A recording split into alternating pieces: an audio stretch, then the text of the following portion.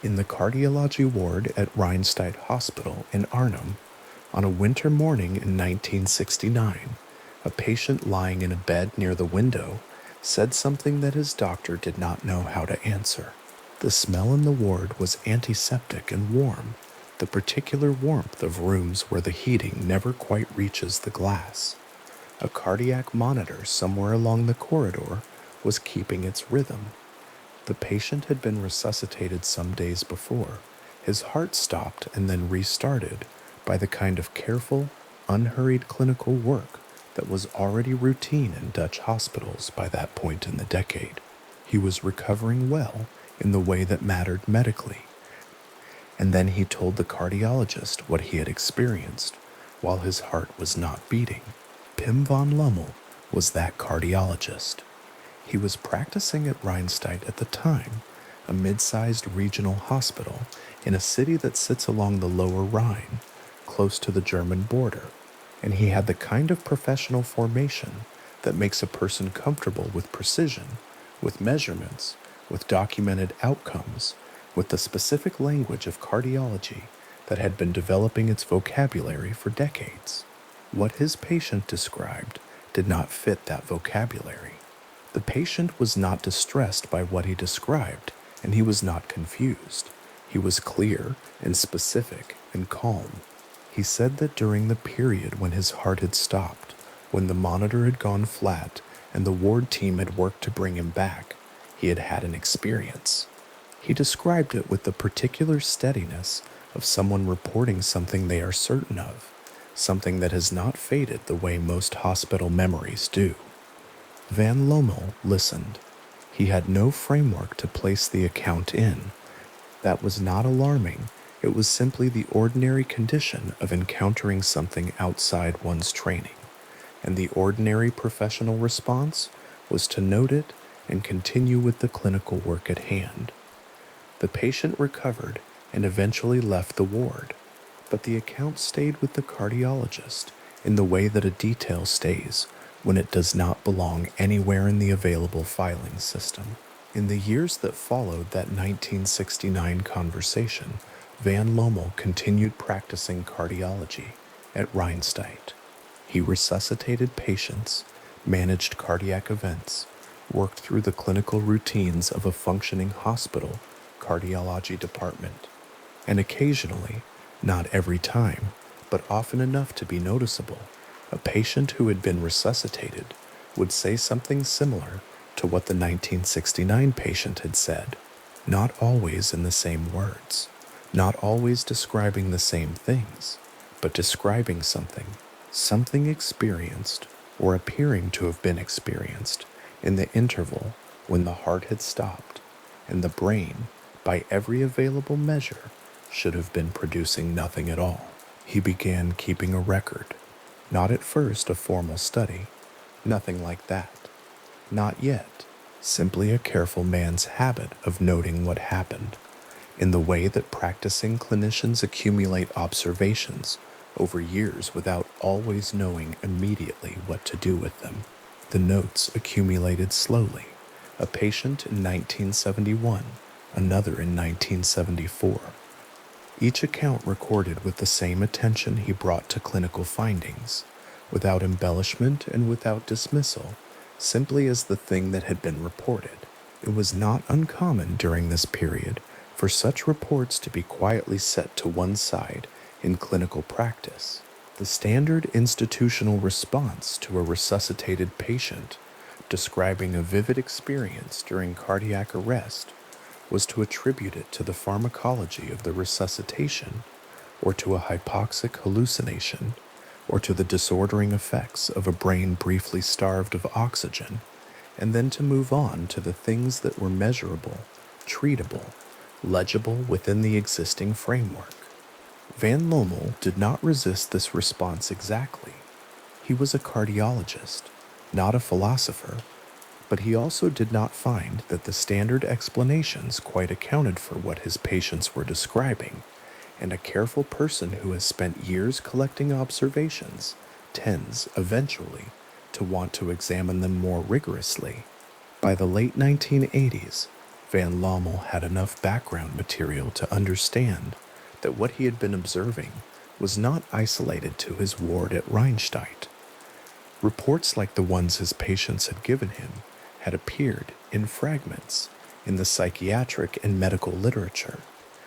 Raymond Moody's 1975 book had brought the term near-death experience into wider circulation, though it had not arrived there through a prospective clinical study, and Van Lommel knew the difference between anecdotal accumulation and the kind of controlled, documented evidence that a skeptical medical community would take seriously. If the question was worth asking, and he had come, over nearly 2 decades of quiet observation, to believe that it was, then it was worth asking properly. In 1988, Van Lommel began designing a prospective study.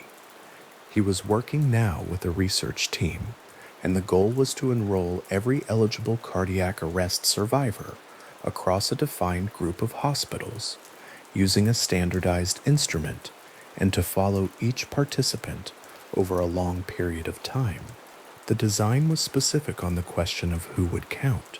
A patient had to have experienced a true cardiac arrest, the heart stopped, not simply impaired, and requiring active cardiopulmonary resuscitation.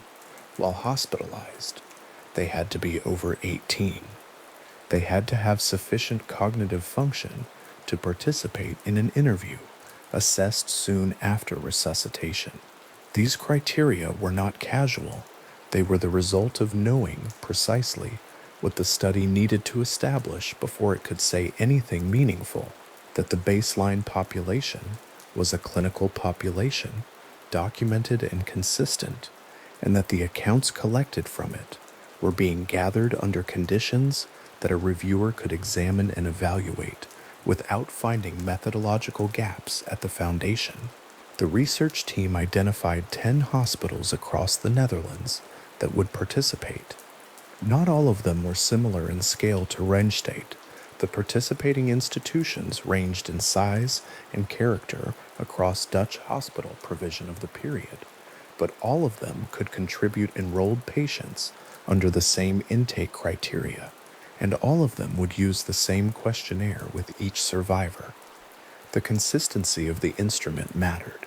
If a study of this kind was going to produce findings that held up to scrutiny, the data needed to be gathered the same way every time, by researchers working from the same printed form.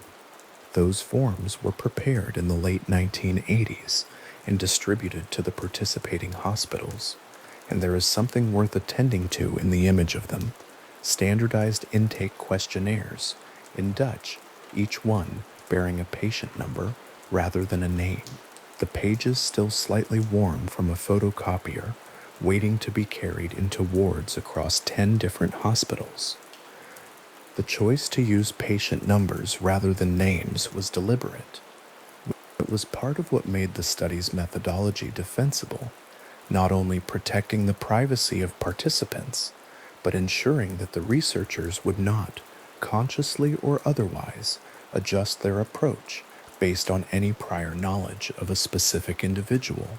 The form was the same, the number was different. The account the patient gave would be recorded within that structure, and only within that structure. The questionnaire that each survivor would complete incorporated Kenneth Ring's Weighted Core Experience Index, a scoring instrument developed by the American psychologist Kenneth Ring, who had published his own analysis of near-death experience accounts in 1980, and who had developed the WCEI as a systematic way of measuring the depth and character of such accounts.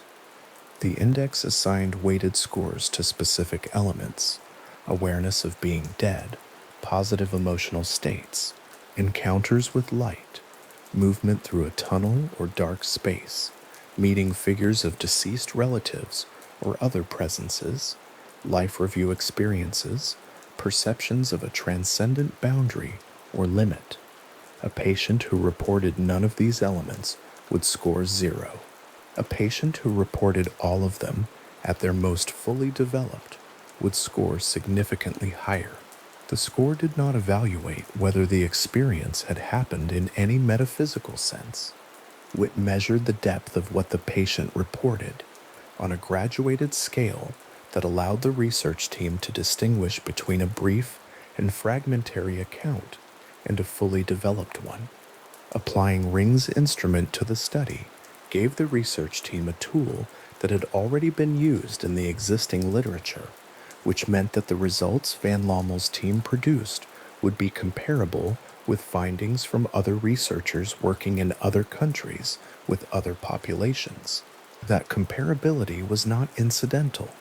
It was part of how a study like this builds into something that can actually be evaluated and built upon by establishing from the beginning that it is using the same measuring tools that the wider field is using.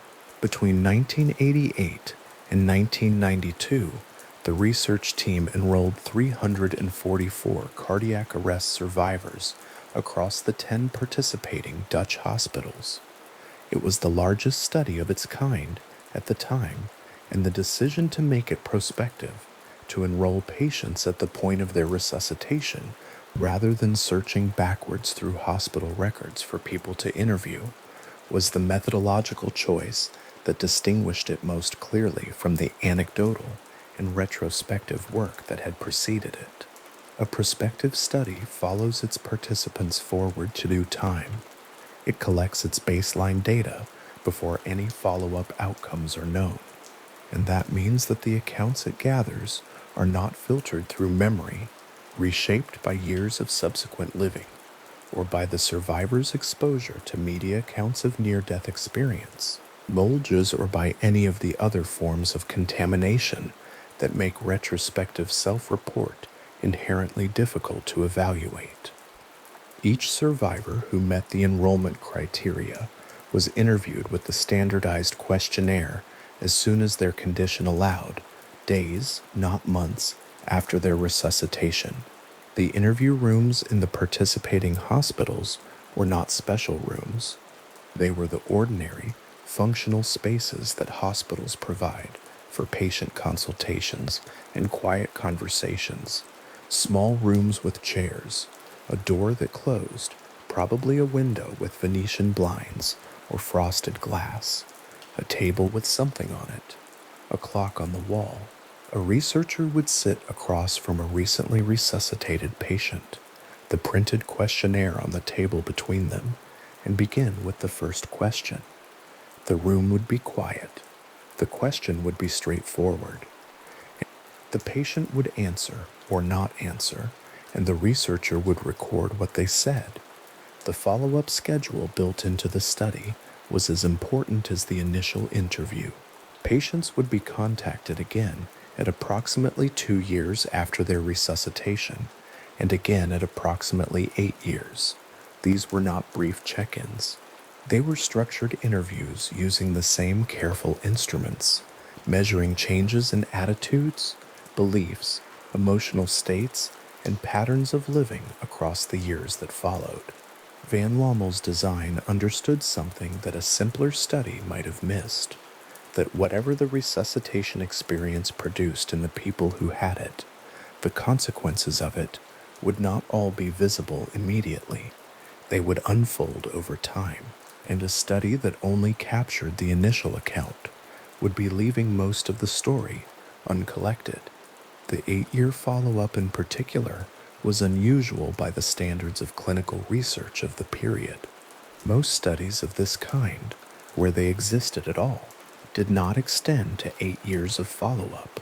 The commitment to doing so meant that the research team would be maintaining contact with participants across almost a decade, tracking changes that were slow and sometimes subtle, building a data set that would show not only what people had experienced during cardiac arrest, but what that experience, or the absence of it, had continued to do to them over years of ordinary living in the Netherlands in the late 20th century.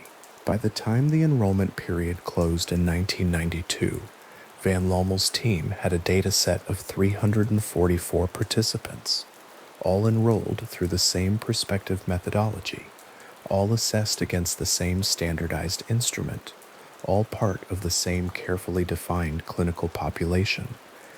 The analysis would take years. The follow-up period alone extended most of a decade, and the work of preparing the findings for publication brought with it all the ordinary, unhurried processes of peer review, revision, correspondence, clarification of methodology. And Horfingsvertabe Homdu, Bekibbel Ord Fibbelsigwaev, responses to reviewers' questions. These are not dramatic processes. They are the texture of how scientific work makes its way from a researcher's desk into the record. The paper that resulted was titled Near-Death Experience in Survivors of Cardiac Arrest, a prospective study in the Netherlands. Van Lommel was the lead author. The submission went to the Lancet, one of the oldest and most widely read medical journals in the world, established in London in 1823, and consistently among the most influential in the field. A paper published in the Lancet has been through serious review. It has been read carefully by people whose professional role is to find problems with it. That does not make a paper's findings correct. It makes them documented, available, and part of the scientific record in a way that a conference presentation or an anecdotal collection cannot claim to be. The Lancet published the paper on December 15, 2001, in volume 358, issue 9298, pages 2039 to 2045. It was not the only paper in that issue. The Lancet's contents on any given fortnight of 2001 were dense with clinical research from across medicine, trials, meta-analyses, case reports, correspondence, and the paper appeared in that issue as one item among many listed in the contents column in the same typeface that had been used for the journal's table of contents for generations. The journal's cover, as it had been for decades, was deep red. The paper's title was printed plainly. Nothing about the visual presentation of that issue announced that its contents were unusual, because the Lancet does not work that way. It records what has been submitted, reviewed, and accepted. What the reader makes of a given paper is their own concern. Somewhere in the Netherlands, perhaps in a hospital library, perhaps in a university medical faculty, perhaps on the desk of a researcher who had been following Van Lommel's work for years, that December 2001 issue arrived and was opened. The contents column would have shown it clearly. Page 2039, the title, the author's names. For anyone who had been paying attention to the slow accumulation of near-death experience research across the preceding decades, the appearance of a prospective study with 344 participants in the Lancet was a notable event. For many readers, it would have been the first time they encountered the question in a form that the medical literature had formally accepted. What the paper did not do was resolve the question it had spent over a decade building toward. That was not the paper's failure. It was, in a particular and important sense, its achievement. A study that reaches a firm conclusion is in some ways the easier kind to write. A study that produces clear and well-documented findings, and then says, carefully and precisely, that those findings are not yet explained within existing frameworks, that the data is real, that the methodology is sound, and that something about the phenomenon resists the available accounts is doing a more difficult thing. It is holding the question open with both hands, in the open where other researchers can look at it. Van Lommel had been carrying that question since a winter morning in 1969, when a patient in a bed near the window of the Rinstedt cardiology ward had described something his doctor did not have a framework to explain. The description had not resolved on further reflection. The notes he had kept over 2 decades had not resolved it.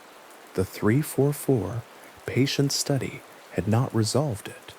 The Lancet publication, with its precise methodology, and its carefully stated findings had not resolved it either. What the publication had done was place the question in the scientific record, formally, legibly, in a form that could be examined, challenged, and built upon by anyone with access to the journal. The December 2001 issue of the Lancet, with its familiar deep red cover and its contents column listing the paper at page 2039, sat open on a desk somewhere in the Netherlands on the day it arrived. It would be opened again on other days, in other places. It continued to be cited. The question it held, which had begun with a single patient account in 1969 and had grown over 32 years into a prospective study across 10 hospitals, remained exactly as it had been, open, documented, and still without an answer that satisfied everyone who read it carefully. The ward at Rhine State had long since moved on to other patients, other resuscitations, other mornings with the particular pale yellow of hospital fluorescence, and the smell of antiseptic, and the sound of monitors keeping their rhythm down the hall. The 1969 patient had gone home. The forms used to collect data from 344 survivors were filed somewhere, bearing their patient numbers.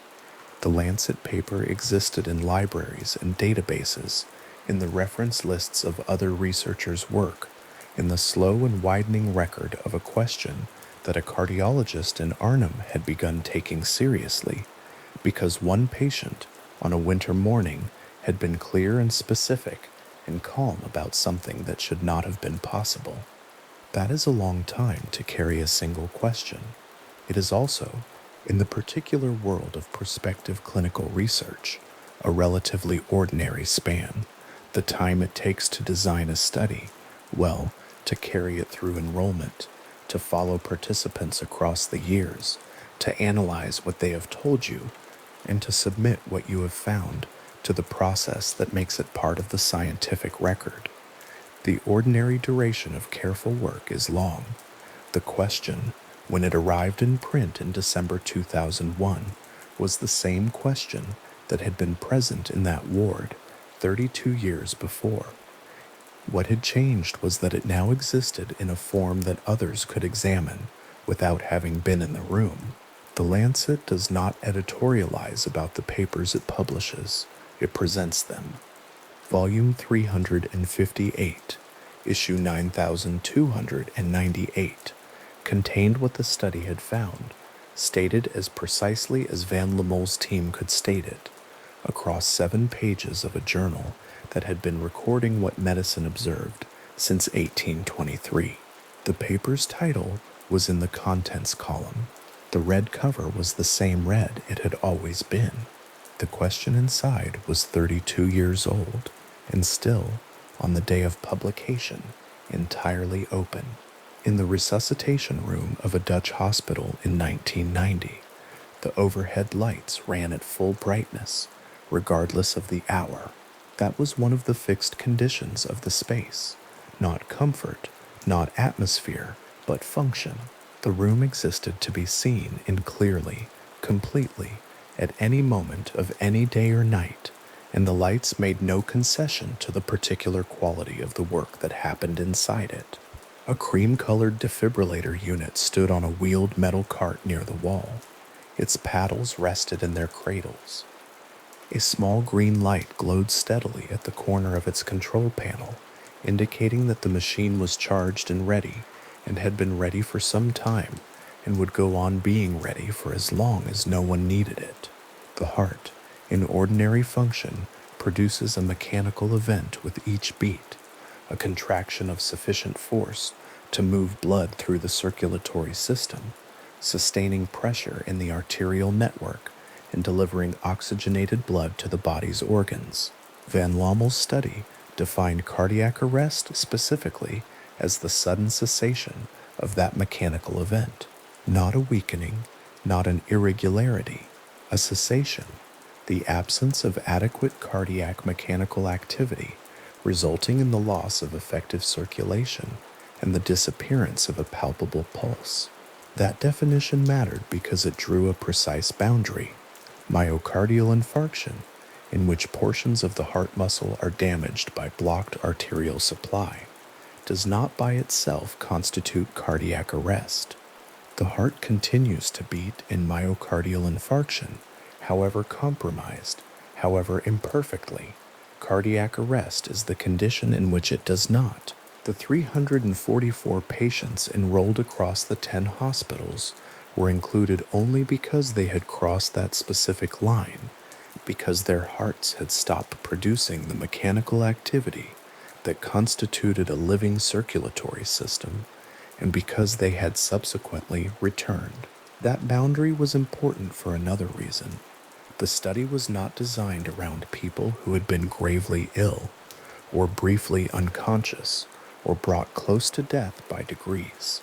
It was designed around people who had been, by the clearest available clinical definition, on the other side of the line that separates a functioning circulatory system from the absence of one.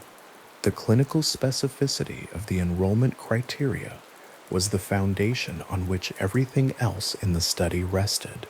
Without it, the range of physiological conditions represented in the dataset would have been too broad to permit any meaningful comparison of reported experiences against the documented state of the body at the time those experiences were claimed to have occurred. The nurses and physicians who staffed the resuscitation rooms of the 10 participating hospitals during the 1988 to 1992 study period worked within the protocols of advanced cardiac life support as they existed in the Netherlands at that time. When a patient arrived in cardiac arrest, the response was structured and sequential. External chest compressions were applied to the sternum, pressing the chest wall downward with sufficient force and at sufficient rate to generate some degree of artificial circulation, not the circulation of a beating heart, but a mechanical substitute adequate to sustain minimal perfusion of critical organs during the interval before a more definitive intervention became possible. A clock on the wall of the resuscitation room, in most of the participating facilities, an analog clock with a second hand, was noted at the moment intervention began. The time was recorded on a printed form fixed to a clipboard by the nurse assigned to documentation. That timestamp was not incidental. It was one of the study's primary data points, because the duration of the arrest interval was one of the variables the research team intended to analyze against the rate of reported experiences. The defibrillator was used when indicated. When cardiac monitoring showed a rhythm susceptible to electrical cardioversion, rather than the complete absence of electrical cardiac activity, the paddles were placed against the chest wall, the discharge delivered in controlled joules, and the result was assessed on the cardiac monitor, a screen mounted at approximately eye level from a standing position, its trace in green showing whatever the heart produced in the seconds following the shock. Sometimes nothing, sometimes an irregular tremor, sometimes, after one shock or after several, a rhythm that approached the coordinated pattern of a normally beating heart. When that happened, the trace on the screen resumed its movement, a thin green line beginning to climb and fall, in the specific arrhythmic but purposeful cadence of a heart re-establishing its function. The sound the monitor produced during that transition from the flat silence of arrest to the first uncertain beep of returning rhythm was one of the most recognizable sounds in the resuscitation room. The staff who worked there heard it often enough that it had become ordinary. Pharmacological agents were also administered. Epinephrine, delivered intravenously through a line taped to the patient's forearm, was among the most commonly used. The clear tubing ran from a bag suspended on a metal stand, the solution moving downward in the unhurried way of hospital drips, not fast, not slow, but precisely controlled, a rate set by the team and monitored by the documentation nurse. Epinephrine acts on the adrenergic receptors of the cardiac and vascular smooth muscle, producing vasoconstriction and increasing the force and rate of cardiac contraction where any such activity persists. Its administration during resuscitation aimed to improve coronary and cerebral perfusion pressure during the interval when compressions provided the only circulation available. Whether epinephrine had been administered to a given patient, at what dosage, and at what point in the resuscitation sequence was all recorded. Those records became part of the dataset the research team would later examine when looking for correlates between pharmacological exposure and the likelihood of a reported experience. The electroencephalogram, in ordinary clinical use during the study period, measured the summed electrical activity of the cerebral cortex through electrodes placed against the scalp. In a conscious functioning brain, the EEG trace produced a continuous pattern of irregular peaks and troughs, the aggregate electrical output of millions of neurons firing in overlapping rhythms, some fast, some slow, none perfectly synchronized, producing a readout that looked on the thermal paper of a 1990 EEG printer like a dense, busy, continuously varied signal. That signal changed in character during sleep, during anesthesia, during various neurological conditions, but under ordinary circumstances it persisted. The line on the paper never went straight.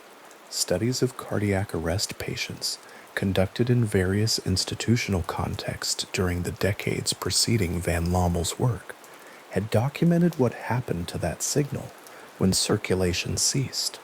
The change was not gradual. It was, by the standards of biological change, rapid.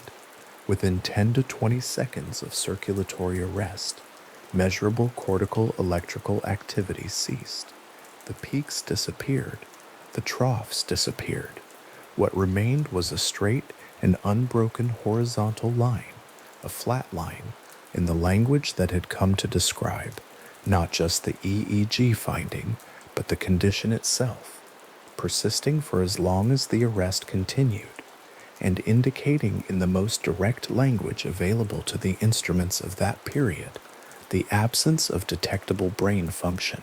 A printed EEG readout from a cardiac arrest patient, examined after the fact, showed this transition with a clarity that did not require specialist training to read. The record began normally, a dense, varied pattern of electrical activity running left to right across the thermal paper. Then, at a specific point on the horizontal axis, the pattern ended. The peaks and troughs gave way to a line as straight as if drawn with a ruler.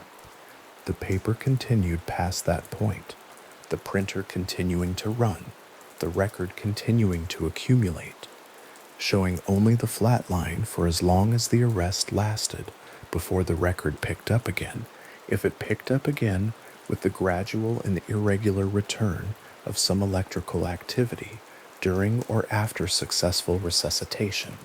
The printout curled slightly at its edge in the way of thermal paper. It was a legible, physical, archivable record. The portion of it that was straight said, in the terms that the neuroscience of the period agreed upon, that during that interval, the cortex had produced nothing measurable. The significance of that finding for the study van Lommel was designing was not lost on the research team. The mainstream neuroscientific framework of the period, and the one that still provides the default explanatory context for consciousness research, holds that conscious experience is entirely dependent on the functional activity of the cerebral cortex. That framework is not a peripheral or minority position. It is the working assumption of the overwhelming majority of neuroscience, supported by the accumulated evidence of over a century of clinical observation and experimental research. Damage the cortex, and experience is altered or eliminated in proportion. Suppress its activity through anesthesia, and consciousness disappears, cease its electrical function entirely, and there is, in the standard model, nothing left of the kind of information processing that could produce an experience, preserve a memory, or give rise to any awareness at all. The flat line on the EEG was not merely a clinical finding. It was, within that framework, a statement about what could and could not be happening in the brain during the interval it represented. It said that the conditions necessary for conscious experience, as neuroscience understood them, were absent. The resuscitation times across the 344 participants were documented from the moment clinical intervention began, and they varied. Some resuscitations were completed in a matter of minutes, a rhythm restored quickly by defibrillation, circulation reestablished, the patient stabilized before the intervention had extended long. Others ran longer, the team continuing compressions and pharmacological support through 10 minutes or more before either a rhythm was established or the decision was made that further intervention was unlikely to be effective. The duration of each patient's arrest interval was recorded in the study's dataset as a specific variable, to be compared later against other variables, including whether that patient subsequently reported an experience. The research team intended to treat arrest duration as potentially explanatory if the physiological conditions of arrest were what produced reported experiences. One might expect longer arrests, during which those conditions would have been more prolonged, to correlate with a higher rate of reported experiences, or with experiences of greater depth or complexity. That question was not answered in the way the physiological hypothesis would have predicted, but the data that would illuminate it were collected precisely, because precision was the method. Each duration was timed from a documented start point. Each was recorded by the nurse on the clipboard in the resuscitation room under the bright overhead lights that distinguished neither midnight nor midday, neither winter nor summer, operating in the particular timeless present of clinical emergency. That documentation was not produced with the study's eventual findings in mind. The nurses and physicians in those 10 hospitals were doing their work, resuscitating patients, recording times, administering drugs, and the forms they filled out became, in retrospect, the evidentiary substrate of a scientific investigation into a phenomenon most of them had never been asked to think about systematically. The question of what the brain does and does not produce during the arrest interval is one that the instruments available in the 1988 to 1992 period could approach only from the outside. The EEG measured the aggregate electrical output of the cortex at the scalp surface. It could not detect all subcortical activity. It could not measure events at the level of individual neural circuits, synaptic junctions, or cellular processes that might persist below the threshold of scalp surface detection, even after the larger scale cortical signal had disappeared. The flatline was a finding about what the instrument measured at the point where it measured it. It was not a finding about every possible form of neural activity in every region of the brain. This was a nuance the study's design acknowledged implicitly by situating itself not as a study of brain activity, which the available technology could not fully characterize during a resuscitation, but as a study of patient reports collected systematically after the fact, in conditions designed to minimize the influence of expectation, suggestion, or interviewer bias. The instruments that produced the flatline were not in the hands of the research team. They belonged to the clinical operation. The research team's instruments were the questionnaires, the interview rooms, and the follow-up schedule that would extend the investigation over the years that followed. The Dutch hospital resuscitation room in 1990 did not look like a place designed for ambiguity. It was designed for certainty, the certainty of function, of readiness, of a clear and documented response to a documented event. The forms on the clipboard had fields for everything: time of intervention, medications administered, number of shocks delivered, rhythm at the point of return, duration of the procedure. The clock on the wall moved at the same rate it always moved. The defibrillator's green ready light neither brightened nor dimmed. The nurses moved through the space with the practiced economy of people who had done this work many times and knew precisely what the next step was. That environment of clinical order was the setting within which each of the 344 enrolled patients had passed through the condition that the study was designed to examine. Whatever any of them subsequently reported having experienced during the interval between arrest and resuscitation had occurred, or not occurred, in the precise physiological context that the resuscitation room's instruments and documentation systems were built to record. The neuroscientific framework that said nothing should be experienced during that interval was not careless or uninformed. It was the product of a great deal of careful work accumulated across decades in laboratories and clinical settings far beyond the 10 hospitals of the Dutch study. The dependence of conscious experience on cortical function had been demonstrated through lesion studies, pharmacological interventions, electrophysiological research, and the clinical observation of patients in various states of altered consciousness. The framework was robust. It was not a hypothesis held tentatively at the margin of the field. It was the central working assumption of consciousness research, the default position from which any deviation required substantial evidentiary justification before it would be taken seriously in the peer-reviewed literature. Van Lommel's study did not ignore that framework. It was designed in full awareness of it. The decision to use only patients who had undergone true cardiac arrest, rather than a broader category of near-death or close-call experiences, was precisely the decision to work within the strongest version of the neurological constraint, to collect reports from people whose brain activity, under the standard model, had been most fully suspended during the period in question. The intravenous line taped to a patient's forearm ran in a straight line from the skin to the tubing to the bag above. The epinephrine moved through it at the rate the team had set. The compressions continued at their measured pace, about 100 per minute.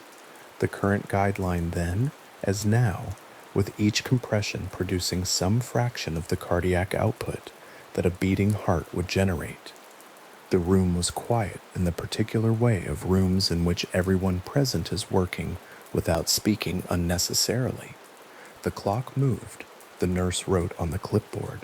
The defibrillator's green light glowed from its corner of the control panel, steady and unhurried, prepared to do the specific thing it existed to do. What neuroscience held about the interval those instruments were documenting was precise. During the period of circulatory arrest, cerebral blood flow ceased or fell to levels insufficient to sustain the metabolic demands of cortical neurons. The neurons of the cerebral cortex require a continuous supply of oxygenated blood to maintain their electrochemical function. When that supply is interrupted, the electrical activity they produce, the activity measured at the scalp by the EEG, diminishes and then stops within the 10 to 20 second window that the research literature had consistently documented. The neurons do not immediately die. Irreversible cellular damage begins to accumulate at around 4 to 6 minutes of complete ischemia under normothermic conditions, though this figure varies with the specific temperature and metabolic state of the individual patient. But the cessation of detectable electrical activity happens well before any point of irreversibility. The flat line on the EEG printout represents an early, relatively prompt consequence of circulatory arrest, not a final stage, but an initial one, occurring in the first seconds rather than the first minutes of the event. That timing matters because the reported experiences, when they were reported, were described by patients as having occurred during the period of their clinical death, during the arrest itself, not during the recovery or the days that followed. They did not typically describe experiences that felt located in the confused interval of early recovery, when some level of brain function was being restored. They described experiences that felt, in their own accounts, concurrent with the event.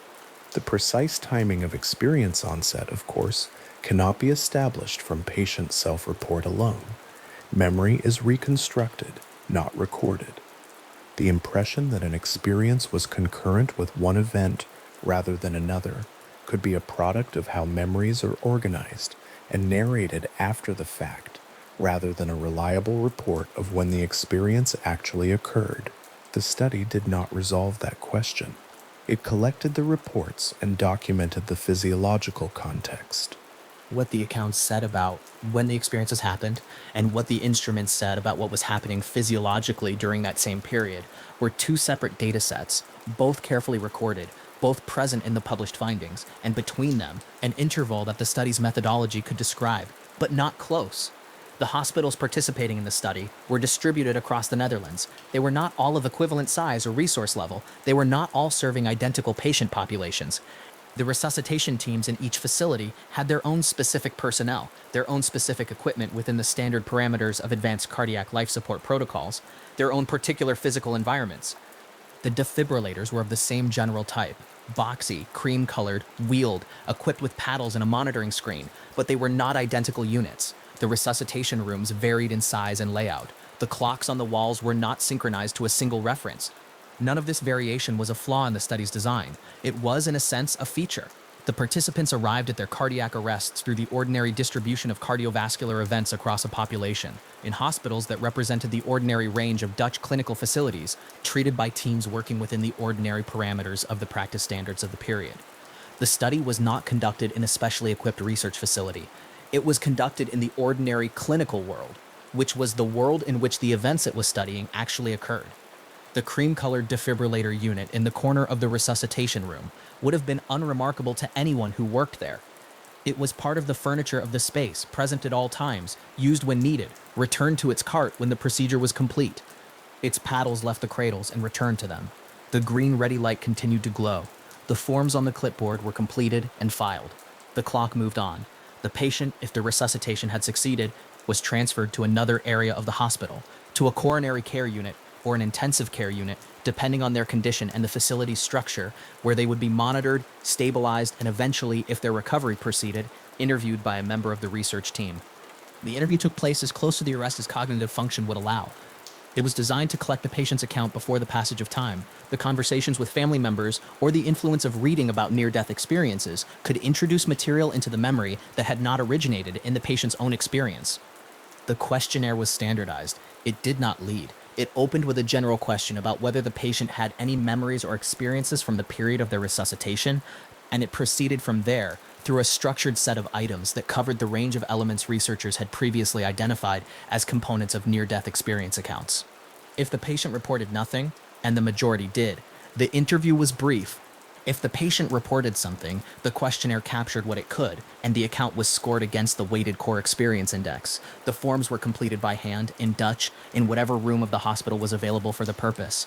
What the neuroscientific framework said should be documented in those forms, given what the EEG said had been happening during the arrest, was nothing. Not nothing as a value judgment. Not nothing as a dismissal. Nothing as the straightforward prediction of a coherent and well-supported model. If conscious experience depends on functional cortical activity, and if functional cortical activity is absent during the period in question, then there is no mechanism within the standard framework by which an experience could be generated during that period, preserved in a form that survives the resumption of cortical function, and retrieved as a coherent memory during a post-arrest interview. That was the prediction. It was precise. It was testable. It was what made the study worth doing. The EEG printout from a cardiac arrest patient does not look dramatic. It is a strip of thermal paper, slightly stiff, slightly waxy, the printing fading toward the edges where the thermal coating is thinner. The first portion of the printout shows the normal pattern, irregular, varied, dense with the electrical noise of a functioning cortex. Then the line straightens. It straightens within a few centimeters of paper because the paper moves at a fixed rate and the transition happens quickly in those 10 to 20 seconds that the research literature had established, a few centimeters of paper at the standard print speed. After that, there is the straight line. It continues for as many centimeters as the arrest lasts, longer for longer arrests, shorter for shorter ones. And then, if the resuscitation succeeds, there is the beginning of a return. Small, irregular deflections at first, not the clear rhythm of a functioning cortex, but not the perfect flat line either. A tentative, uneven signal building gradually towards something more recognizable. The printout curls slightly at its edge. It is filed with the other records from the resuscitation. It is precise and legible, and quietly extraordinary in its simplicity, a complete account in one continuous strip of paper of the electrical life of a brain moving from function to silence, and if the resuscitation succeeds, from silence back towards something. The question that the straight portion of that printout holds open, the portion between the last normal peak and the first tentative return, is in the most precise terms available, the question of what that interval contains. The neuroscientific framework says the flatline portion contains nothing experiential. The instruments that produced the flatline were measuring what they were capable of measuring at the resolution they were capable of measuring it, and what they found was the absence of the cortical electrical activity that the framework holds necessary for experience. That is the documented baseline.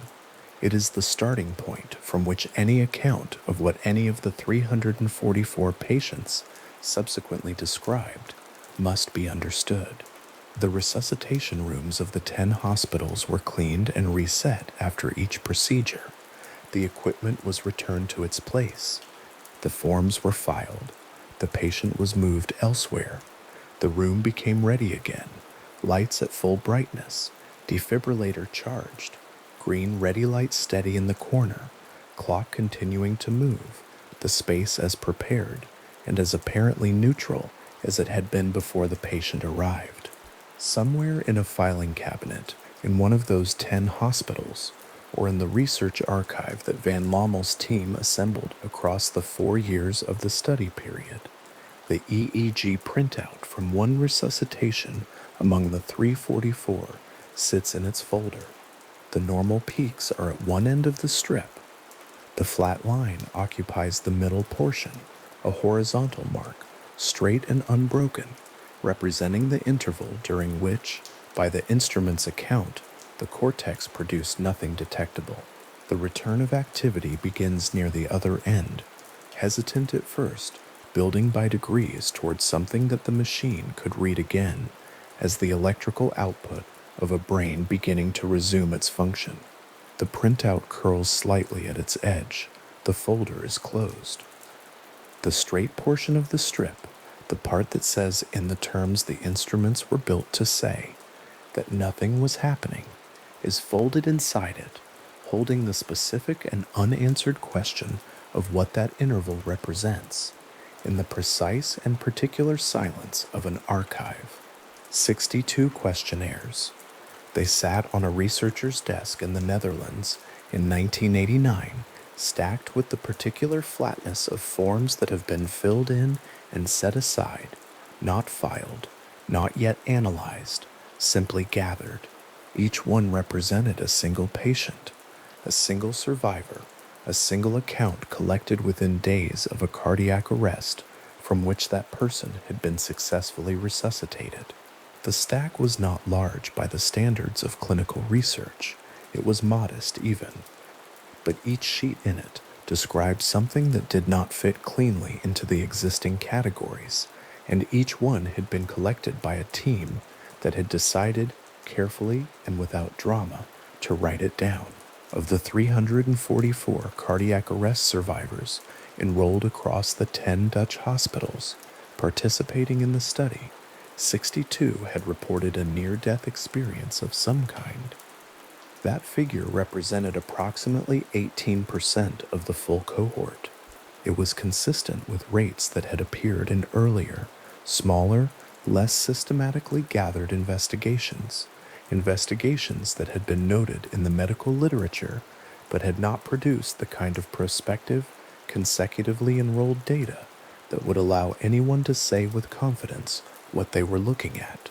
Van Lommel's team had designed the study precisely to produce that kind of data. And when the 62 completed questionnaires were counted against the 344 enrolled survivors, 18% was what the data returned. The number was not dramatic on its face. 18% means that more than 4 out of every 5 cardiac arrest survivors in the cohort reported nothing of the kind. The majority, when asked in a structured interview whether they had any memory of the period during which their heart had stopped, said no. Some reported a blank. Some described waking suddenly and being disoriented. Some had no memory of the resuscitation at all, and only gradually came to understand, from the accounts of nurses and family members, what had happened to them. The absence of experience was, for most of the cohort, the complete answer to the question, and yet 62 people described something. The research team applied Kenneth Ring's Weighted Core Experience Index to every one of those 62 accounts. The index was a scored instrument, a document that assigned numerical weight to the presence or absence of specific experiential elements, producing a final score that allowed the depth and complexity of a reported experience to be measured against a consistent scale. A low score indicated a simple minimal account. A patient might describe only a vague sense of having been somewhere other than their hospital bed, without further detail. A high score indicated a richer, more elaborated experience, one involving multiple distinct elements reported with clarity and specificity. The index allowed the 62 reports to be compared to one another and to the broader literature, not as stories, but as structured data. Each completed index sheet was a single page. The columns ran across the top, each one labeled with an experiential element drawn from the wider NDE research literature. A researcher filled in a number for each column, working from the patient's reported account. At the bottom of the page, the scores were summed, and a final figure was written, sometimes circled, in ballpoint pen. The resulting number sat at the bottom of the form in the same plain, documentary way that any clinical measurement sits at the bottom of a form: a blood pressure reading, a pulse rate, a temperature. It was, in the context of this study, the same kind of thing: a measurement, a data point, a number written carefully in the margin of something that had not yet been fully explained. The elements themselves, as they appeared in the 62 accounts, distributed across the cohort in specific proportions. These were not impressions or estimates. They were counted from the scored questionnaires and reported as percentages in the final published paper. Awareness of being dead was reported in approximately 50% of the 62 cases, meaning that roughly half of the patients who described any experience at all included in that description an explicit sense during the period of their arrest that they were dead, not that they were unconscious, not that they were dreaming. The reported awareness was of death itself, as a state they understood themselves to be in at the time. Positive emotions were reported in approximately 56% of the 62 cases, making it the most commonly reported element across the cohort. The word positive does not quite capture what the accounts described. It was the clinical term applied to reports that consistently involved feelings of calm, peace, or well-being at a point during which the body was in full arrest and a resuscitation team was working over it. The consistency of that emotional quality across unrelated patients interviewed separately in different hospitals across the Netherlands was one of the features of the data that the research team noted without yet knowing what to do with it. Out-of-body experiences were reported in 24% of the 62 cases. These were accounts in which the patient described perceiving their own body and the surrounding room from a vantage point located outside and above their physical form.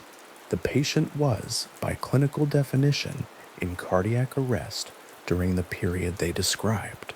Their heart had stopped. No adequate circulation was reaching their brain. The EEG studies performed in comparable arrest patients had consistently documented the cessation of measurable cortical activity within the first 10 to 20 seconds of circulatory arrest. And yet 24% of the 62 experiencers, approximately 15 people within the full cohort of 344, described looking down at a scene that they had not been placed in a position to observe. Tunnel sensations were described in 31% of the 62 cases. This was not, in the research documentation, a metaphor the patients were applying, after the fact, to try to describe something that had no better name. The tunnel was what they reported, a passage, a movement through a space that was dark at the periphery and open towards something else.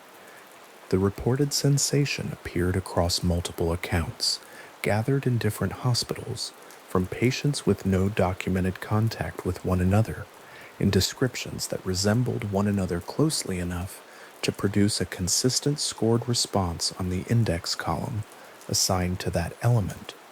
Encounters with a bright light were reported in 23% of the 62 cases.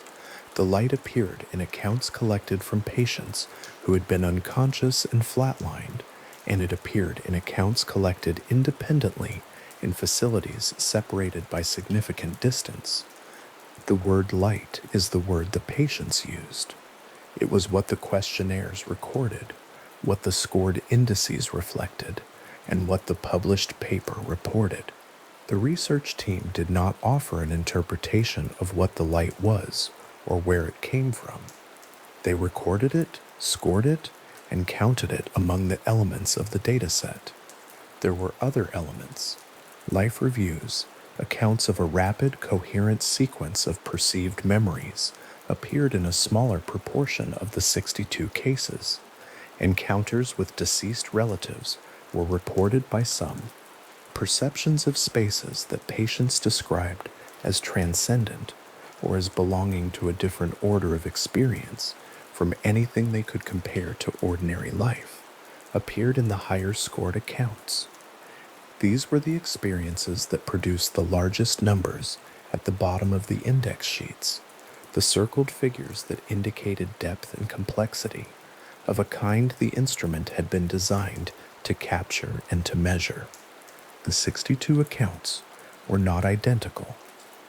The weighted core experience index was built around the understanding that reported near-death experiences exist along a spectrum, that some are brief and simple, and others are elaborate and multi-layered, and that the difference between them is itself informative. A patient who described only a diffuse sense of peace during their arrest occupied a different position on the index than a patient who described awareness of death, out-of-body perception, movement through a tunnel, encounter with the light, a life review, and communication with a deceased relative. Here both were counted among the 62. Both had their index scored and their forms added to the stack on the researcher's desk. But they were not the same kind of report, and the instrument allowed that difference to be preserved in the data. Among all 62 accounts, one was documented with a specificity that made it particularly notable in the context of the study's methodology.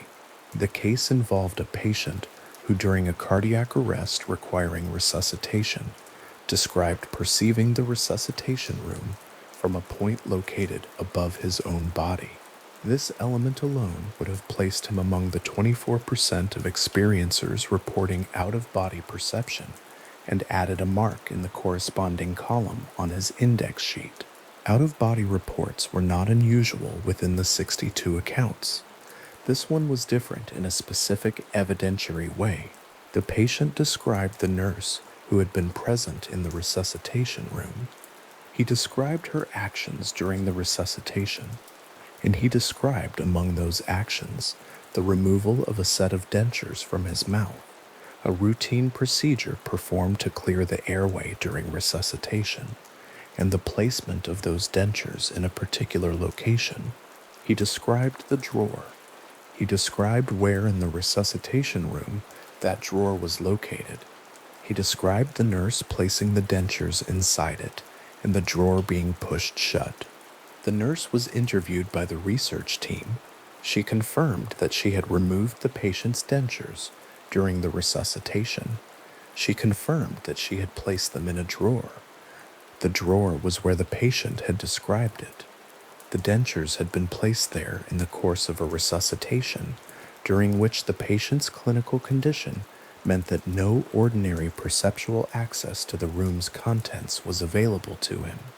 He had been in cardiac arrest. His eyes had been closed.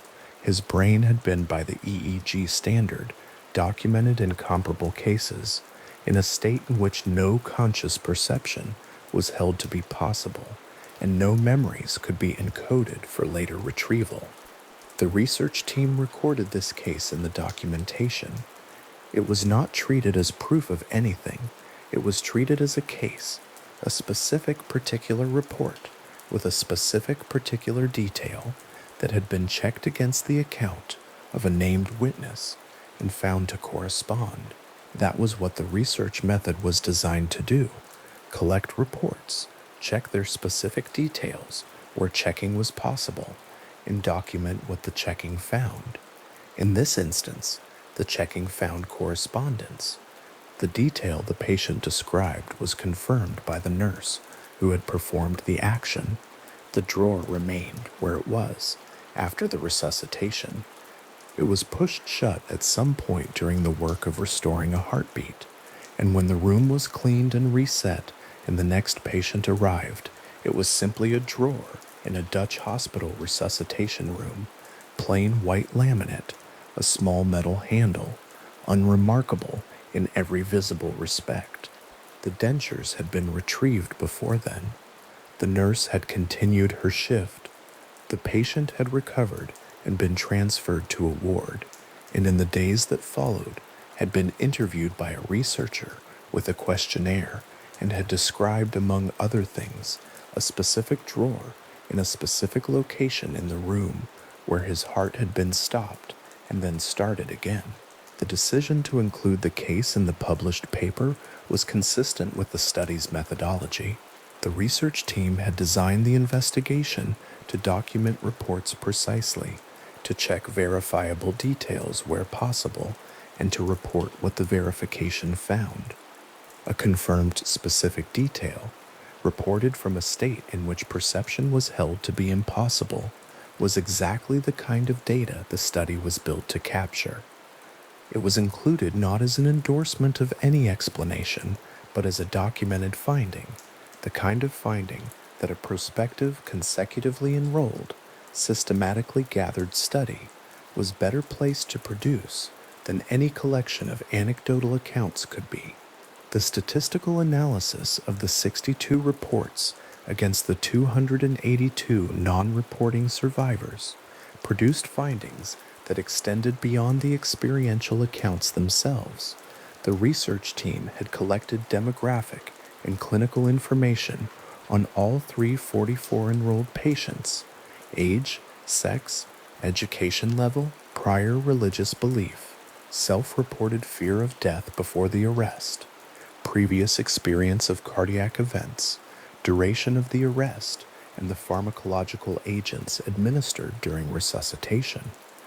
When these variables were analyzed against the binary of reporting or not reporting a near-death experience, certain expectations drawn from prior theoretical frameworks did not survive contact with the data. Age, sex, and education level showed no significant relationship to NDE reporting rates. A patient's prior religious belief did not predict whether they would or would not describe a near-death experience following their resuscitation. Fear of death measured before the arrest, where such a baseline existed in the records, did not emerge as a significant correlate. These were the variables that prior theory had most commonly implicated. The suggestion that NDEs were products of prior belief, cultural expectation, psychological predisposition toward religiosity, or fear of death seeking resolution in an experiential form. The data from 344 consecutively enrolled patients did not support that suggestion. What the analysis did find as modest correlates were three variables. Younger age within the cohort was associated with a slightly higher likelihood of reporting an NDE, though the effect was not large. A first resuscitation experience, meaning a patient whose cardiac arrest was their first such event, showed a somewhat higher reporting rate than patients who had undergone previous resuscitations, and longer arrest duration showed a relationship to NDE occurrence that was not the linear, positive correlation that the anoxic brain hypothesis would have predicted, but was instead more complex and less decisive, a finding that the research team noted carefully and which became one of the study's more discussed results in the literature that followed.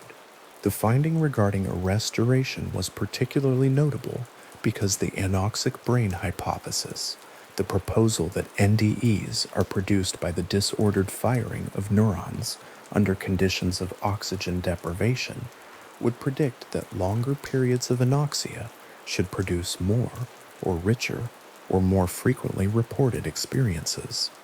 The analysis of the 344 patient dataset did not find a robust positive correlation between arrest duration and NDE reporting. The experiences were not more common or more elaborate in patients who had been in arrest for longer. They were distributed across the cohort in a pattern that the anoxic hypothesis did not straightforwardly account for. The research team reported this finding plainly, without interpretation beyond what the data supported. 62 questionnaires on a researcher's desk, each one a single account, collected within days of a resuscitation, from a patient who had been alive, whose heart had stopped, whose brain had entered a state of documented electrical silence, and who had then been brought back. Most of the 344 did not describe anything. The absence of experience was, for the majority, the complete and undramatic answer to the question the researchers were asking. But 62 people described something, and those descriptions were gathered, scored, and held in a stack on a desk in a Dutch hospital, waiting to be analyzed and eventually to be published in a journal that had been printing medical papers since 1823. The accounts themselves were not uniform in tone. Some were brief and slightly uncertain, a patient describing a vague sense of light or a feeling of calm without being certain whether what they were describing had been a dream or something else. Some were detailed and specific, reported with the matter-of-fact quality of someone describing an event they had observed, recounted without particular emphasis, as though the specificity was simply a feature of what they were attempting to accurately convey. The research team recorded them all in the same register, the same questionnaire, the same index, the same scoring method. The instrument did not ask patients what they believed about what had happened to them. It asked them what they had experienced, and it scored the answer. The experience of awareness of being dead, reported in approximately half the 62 cases, was one of the elements that appeared most consistently across accounts collected at different hospitals from patients with no connection to one another. A patient in Arnhem and a patient in another of the 10 participating facilities might both describe, in separate interviews conducted by separate researchers, a clear understanding during the period of their arrest that they had died. Not that they were ill, not that they were unconscious, not that something unusual was happening. The reported awareness was of death as a state, the sense that the ordinary categories of living experience no longer applied, that a threshold had been crossed, that they were on the other side of something that had a name, and that they now knew from the inside. The researchers recorded these accounts without modifying the language the patients used. The questionnaire translated patient language into scored categories, and the scored categories were what the published analysis worked from. But the original accounts held in the interview records described things in the words that patients had reached for when trying to explain what they had experienced to a researcher sitting across from them in a quiet room within days of their resuscitation. Those words were not always the words the index was built to capture. The index did its best. The original accounts remained in the files. The element of positive emotions, the most commonly reported element in the 62 accounts, raised its own questions within the research team's analysis. The experiences were described as positive during what were, from a clinical perspective, the most acutely dire moments of each patient's medical life.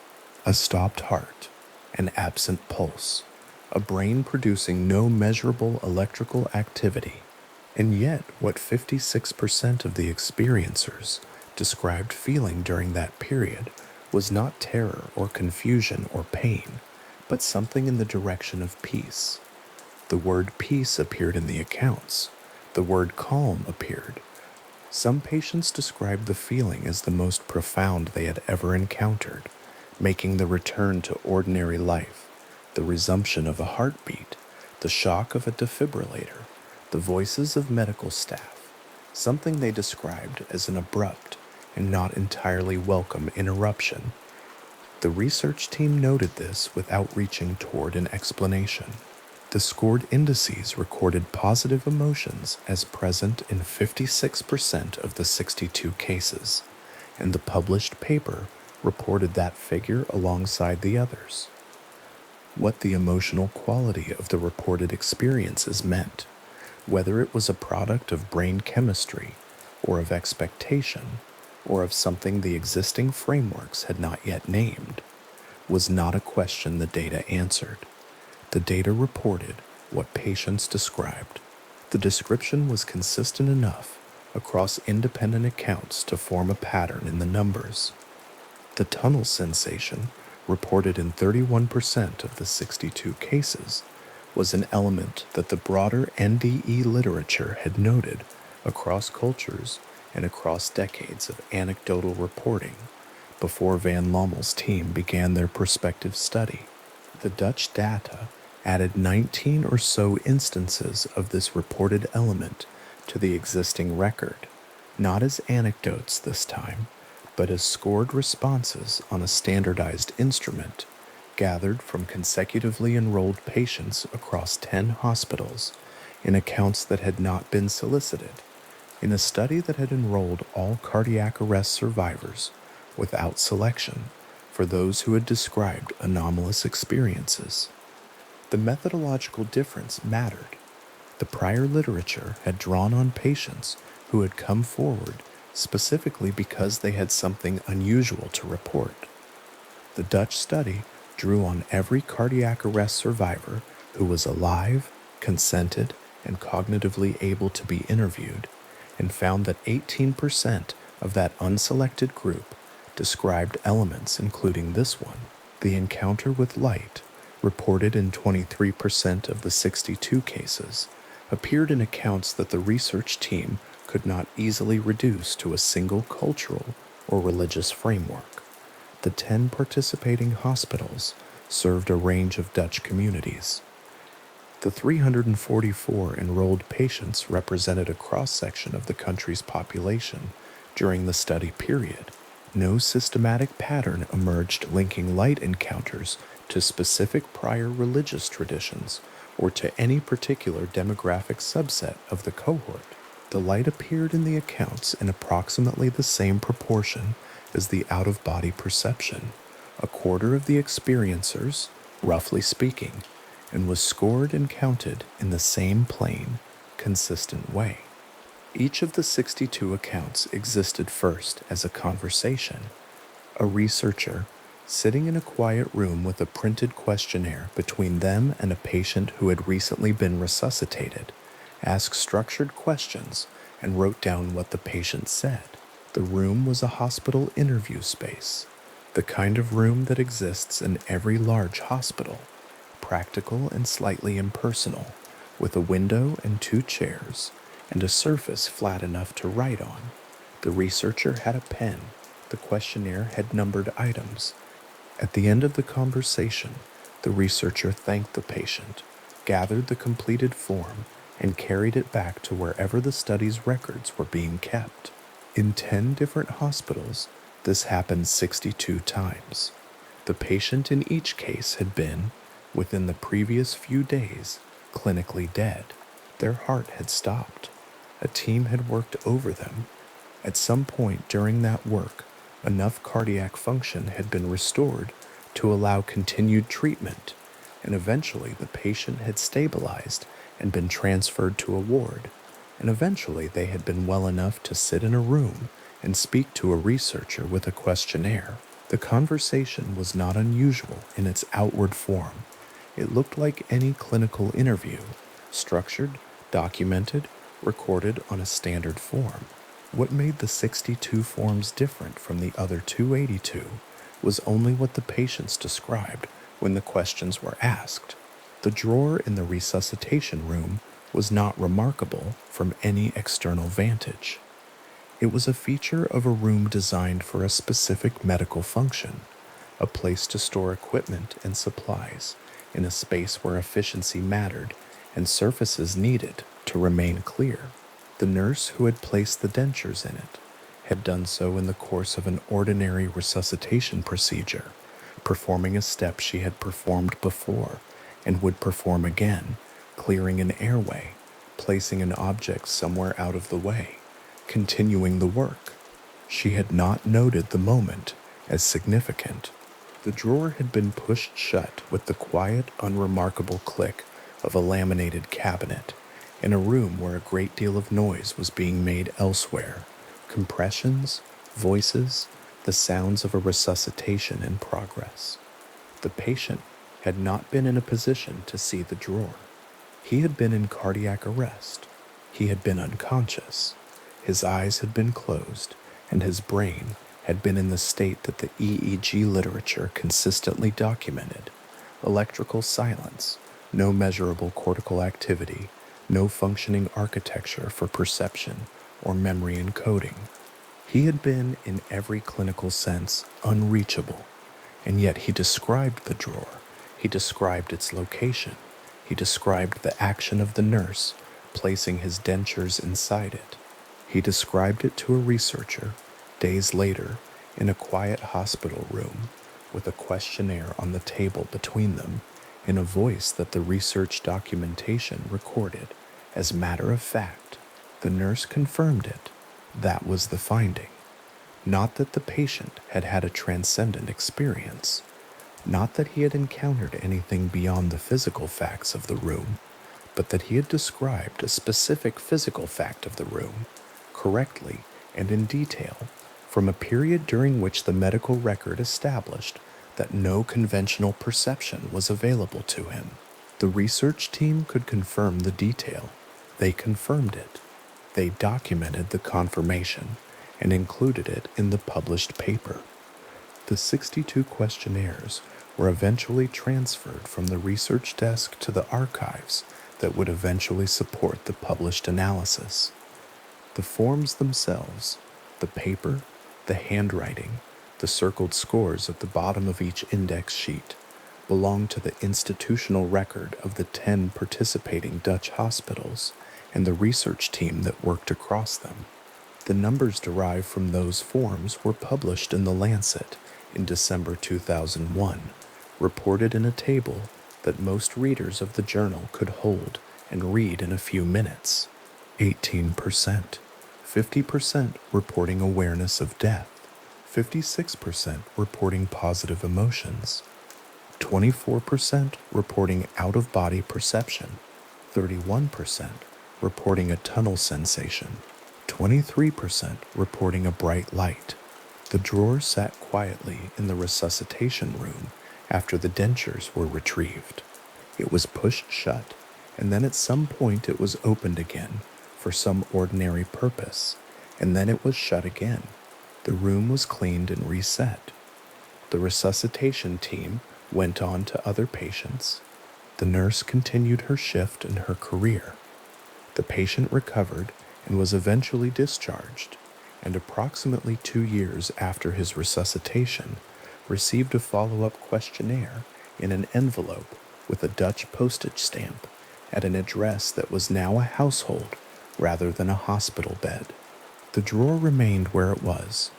It continued to be what it had always been, a plain laminate-faced drawer with a small metal handle in a resuscitation room in a Dutch hospital, useful and ordinary, and carrying no visible trace of the moment it had been described by a patient who had not been able to see it. The description existed in the research files. The nurse's confirmation existed alongside it. The published paper reported both, and the drawer went on being a drawer, serving its function in a room whose only purpose was to be useful in the particular kind of emergency that the study had spent 4 years enrolling and documenting. That was the finding. Not resolved, not explained, not framed by the research team as evidence of anything beyond what the documentation could strictly support. A patient described a specific detail. The detail was checked. The detail corresponded. The questionnaire was scored, and the form was added to the stack of 62. The stack was eventually analyzed, and the analysis was eventually published, and the figure of 62, 18% of 344, a number modest enough to hold in one hand, became part of the medical literature's record of what cardiac arrest survivors, when asked carefully and systematically with a standardized instrument, sometimes described. The drawer was closed. The room was quiet again. The question of how that particular detail came to be known remained in the documentation and in the published paper and in every citation that followed, exactly as open as the research team had found it when they first wrote it down. A questionnaire arrived in an envelope sometime in 1991. The envelope was plain, unmarketed, bearing a Dutch postage stamp in its upper corner and an address that was now a household, a kitchen, a front door, a life resumed, rather than a hospital ward. Inside was a printed form. It asked, in the measured language of standardized clinical instruments, about fear of death, about the things that mattered most now, about the quality of relationships and the direction of interests, and about whether any of that had changed. The study had not ended when the patients were discharged. It had simply moved with them into ordinary life and waited. The 2-year follow-up was always part of the design. Van Lommel's team had built it into the study's architecture from the beginning, not as an afterthought, but as a recognition that the most consequential effects of a near-death experience might not be visible in the days immediately following resuscitation, when the patient was still in hospital, still recovering, still making sense of what had happened to their body. The hypothesis, supported by earlier anecdotal accounts in the existing literature, was that reported experiences of this kind tended to produce lasting changes in how people held their lives, in what they found worth pursuing, in how they understood the fact of their own mortality. The follow-up was designed to test whether that held when measured prospectively across a full cohort, using standardized instruments applied equally to those who had reported a near-death experience and those who had not. The envelopes went out, the forms came back, and the scores, when Van Lommel's team arranged them into comparative columns, showed something clear. At the 2-year mark, NDE reporters and non-reporters from the same cardiac arrest cohort were measurably different on nearly every dimension the instrument assessed. The differences were not minor. They were not within the range of ordinary variation. The fear of death scores for NDE reporters had shifted substantially from their own pre-arrest baseline, and they sat considerably lower than the corresponding scores for non-reporters, people who had undergone the same medical event in the same hospitals during the same period and who had been interviewed using the same questionnaire. The interest in material wealth that NDE reporters reported now was demonstrably reduced compared to what they had described of themselves before the arrest. The interest in social status, in professional achievement, in the accumulation of the markers that their lives had previously organized themselves around, reduced measurably in person after person who had passed through the experience the questionnaire had been designed to capture. The non-reporters showed some shifts too. Proximity to death was not without its effects on anyone who survived it. But the magnitude of change in the non-reporter group was substantially smaller. The difference between the two groups was not subtle.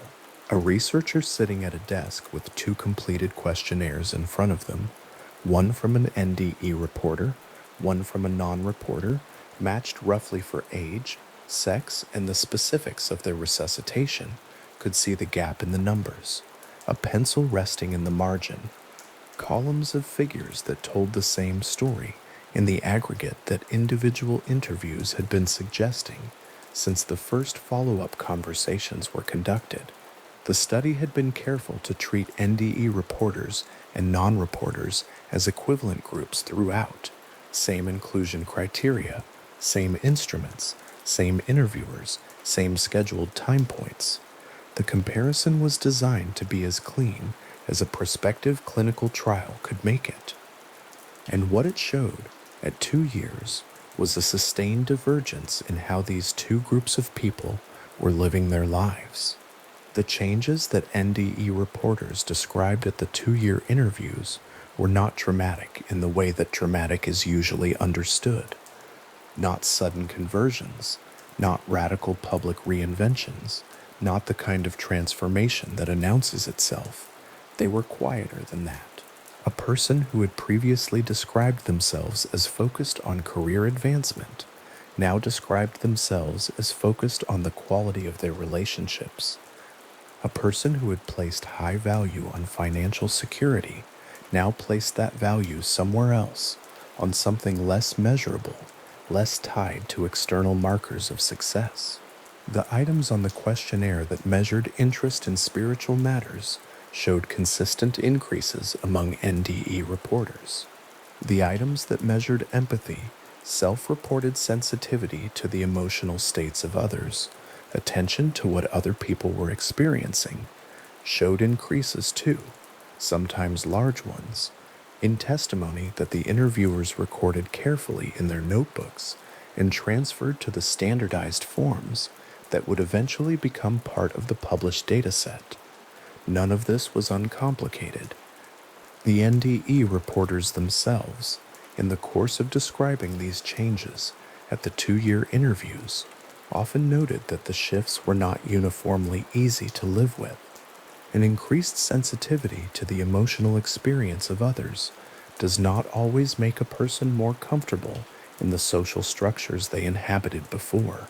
A reduced interest in the professional goals that had organized their working lives did not always translate smoothly into different goals. It sometimes translated into a period of disorientation, a gap between what had mattered before and what mattered now, without an obvious path between them. The follow-up instruments were not designed to measure comfort. They were designed to measure direction of change, and the direction was consistent. 8 years later, the forms went out again. This was approximately 1997. The addresses on the envelopes were the same. Mostly, people had in the main stayed in their lives, continued, built something from the years since the arrest. Some had moved, some could not be reached, but enough returned their completed questionnaires that the follow-up data set at 8 years was substantial. And when the scores came back to Van Lommel's team and were arranged in the same comparative columns as the 2-year data, what they found was not a regression to the mean. The changes had not stabilized in the way that many psychological shifts stabilize, reaching a peak effect and then, over time, diminishing as the novelty of an experience fades and the ordinary pressures of daily life reassert their gravitational pull. The changes in the NDE reporter group had not faded. In many cases, they had deepened. The fear of death scores at 8 years remained dramatically lower than those of the non-reporter group, and lower still than the NDE reporter's own pre-arrest baseline. The interest in material wealth and social status remained reduced. The empathy scores, the self-reported sensitivity to others, remained elevated. And many NDE reporters, in the structured interviews that accompanied the 8-year questionnaires, described these changes as having continued to develop in the intervening years, not as fixed states reached at some point in the aftermath of the arrest, but as ongoing processes, orientations that had continued to unfold in their lives in the years since. A researcher reviewing those interview notes recorded in Dutch, transcribed carefully, translated for the eventual publication, would find in them a recurring quality.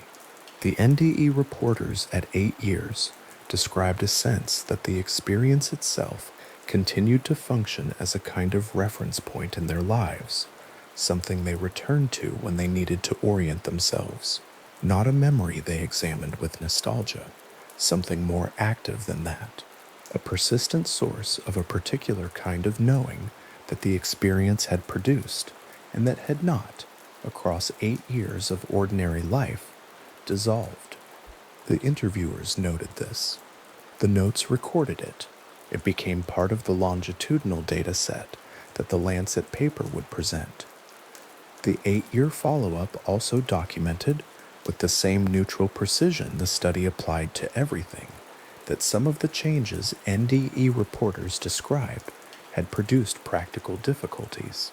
The follow-up forms included fields for changes in social relationships, and some of those fields contained entries that were brief and factual and represented large shifts. A long-term partnership that had not survived the change in the person who returned from the arrest. A professional role that had been held before and had not been returned to, not because of physical incapacity, but because the interest that had sustained it was simply no longer present in the same form. These were not framed in the follow-up instruments as losses necessarily. They were changes recorded as such in a data set that did not make judgments about the direction of a life.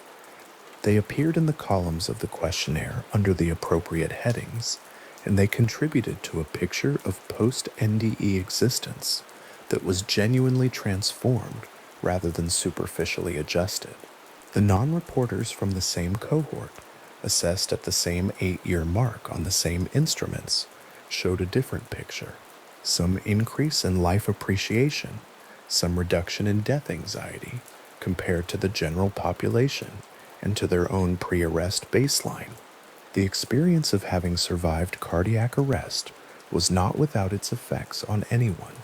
Proximity to death at that proximity does not leave a person entirely unchanged, but the magnitude of change in the non-reporter group at 8 years remained substantially smaller than that observed in the NDE reporter group, and this held across all the dimensions the instruments measured.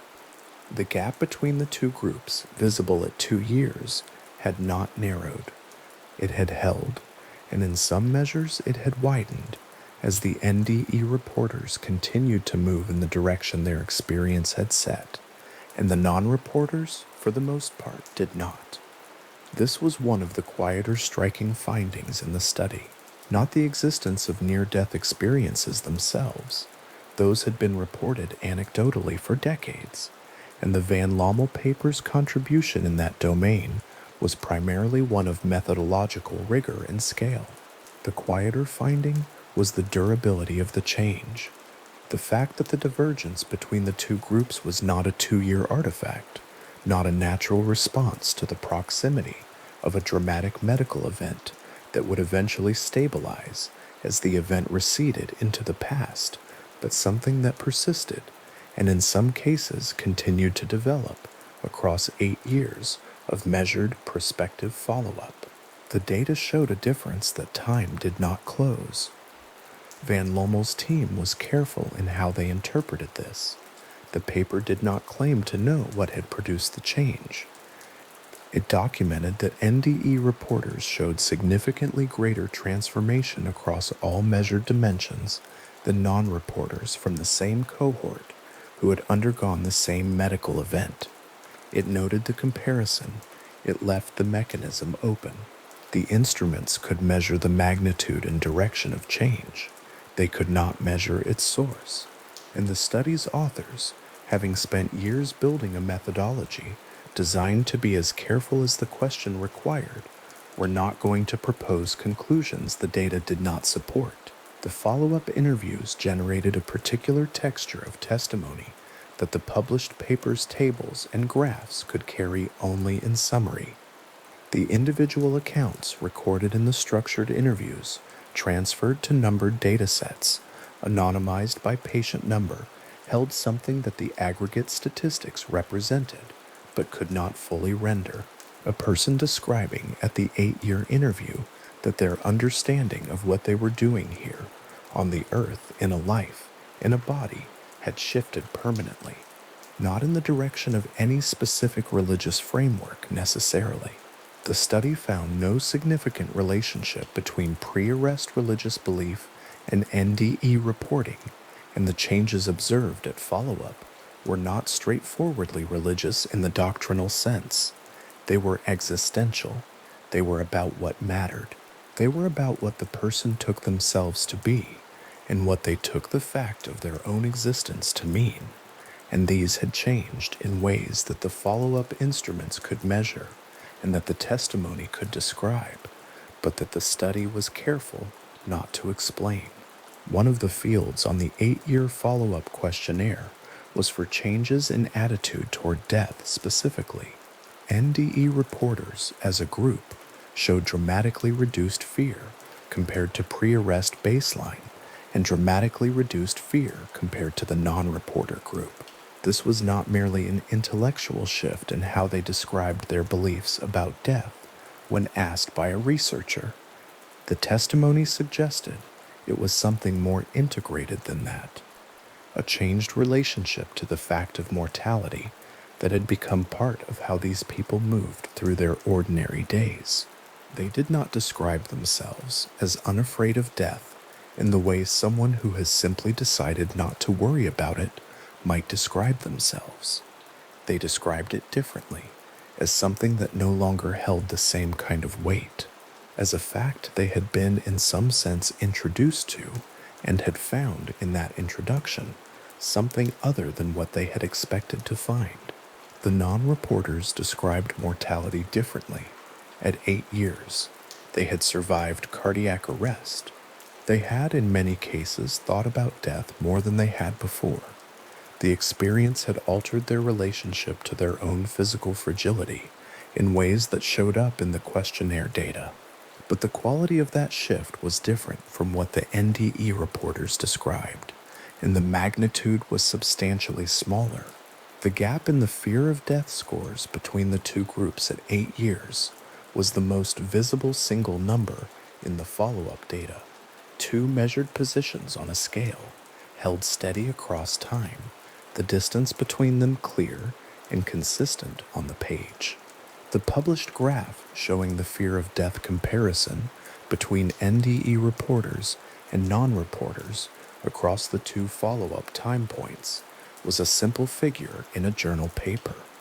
2 lines across a horizontal axis marked in years, one line lower than the other, the gap between them steady.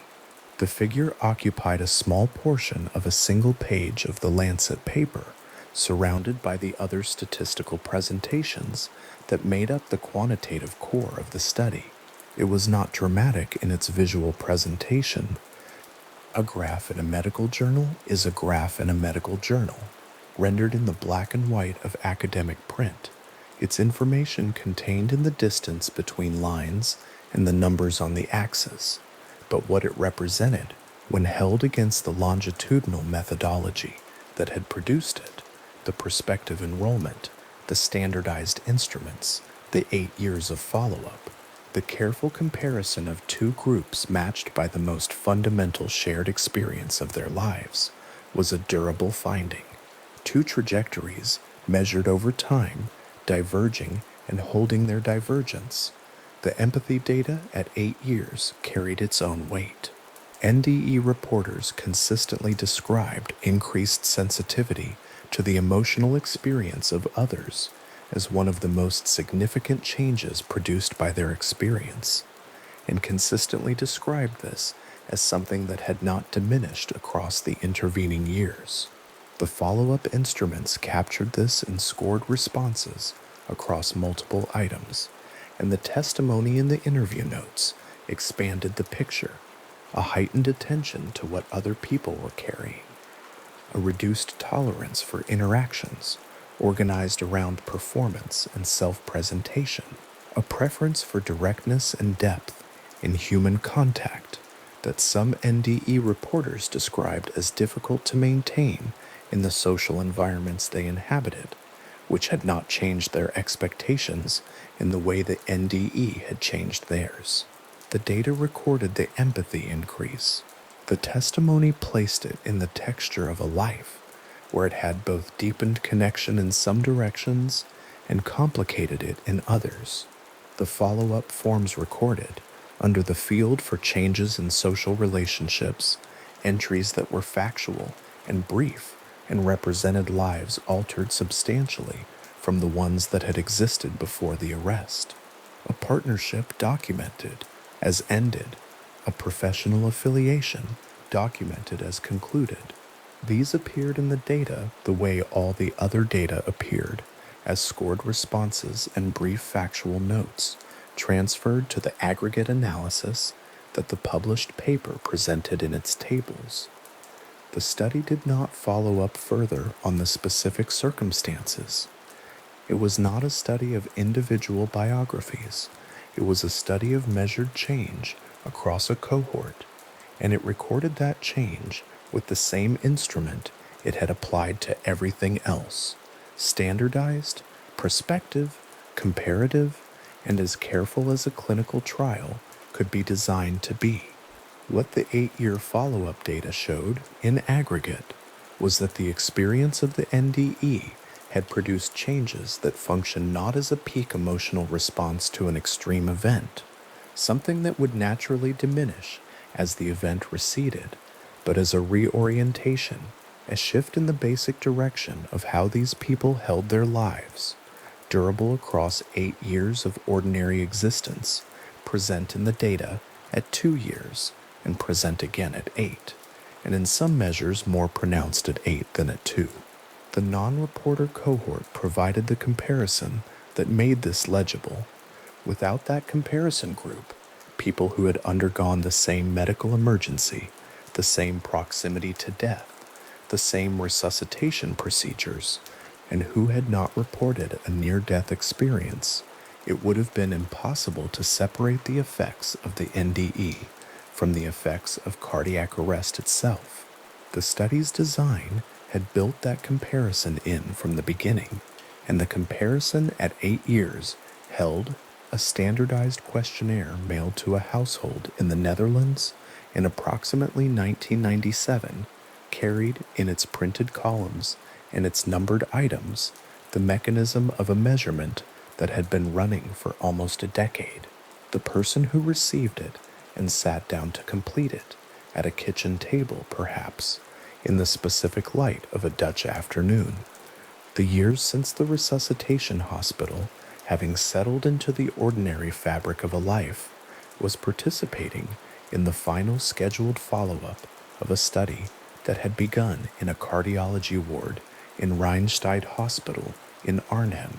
The completed form, when it arrived back at the research address and was added to the growing data set, would become one data point in a comparative analysis that would eventually appear in a journal paper, in tables, in a graph showing two lines across an axis of time.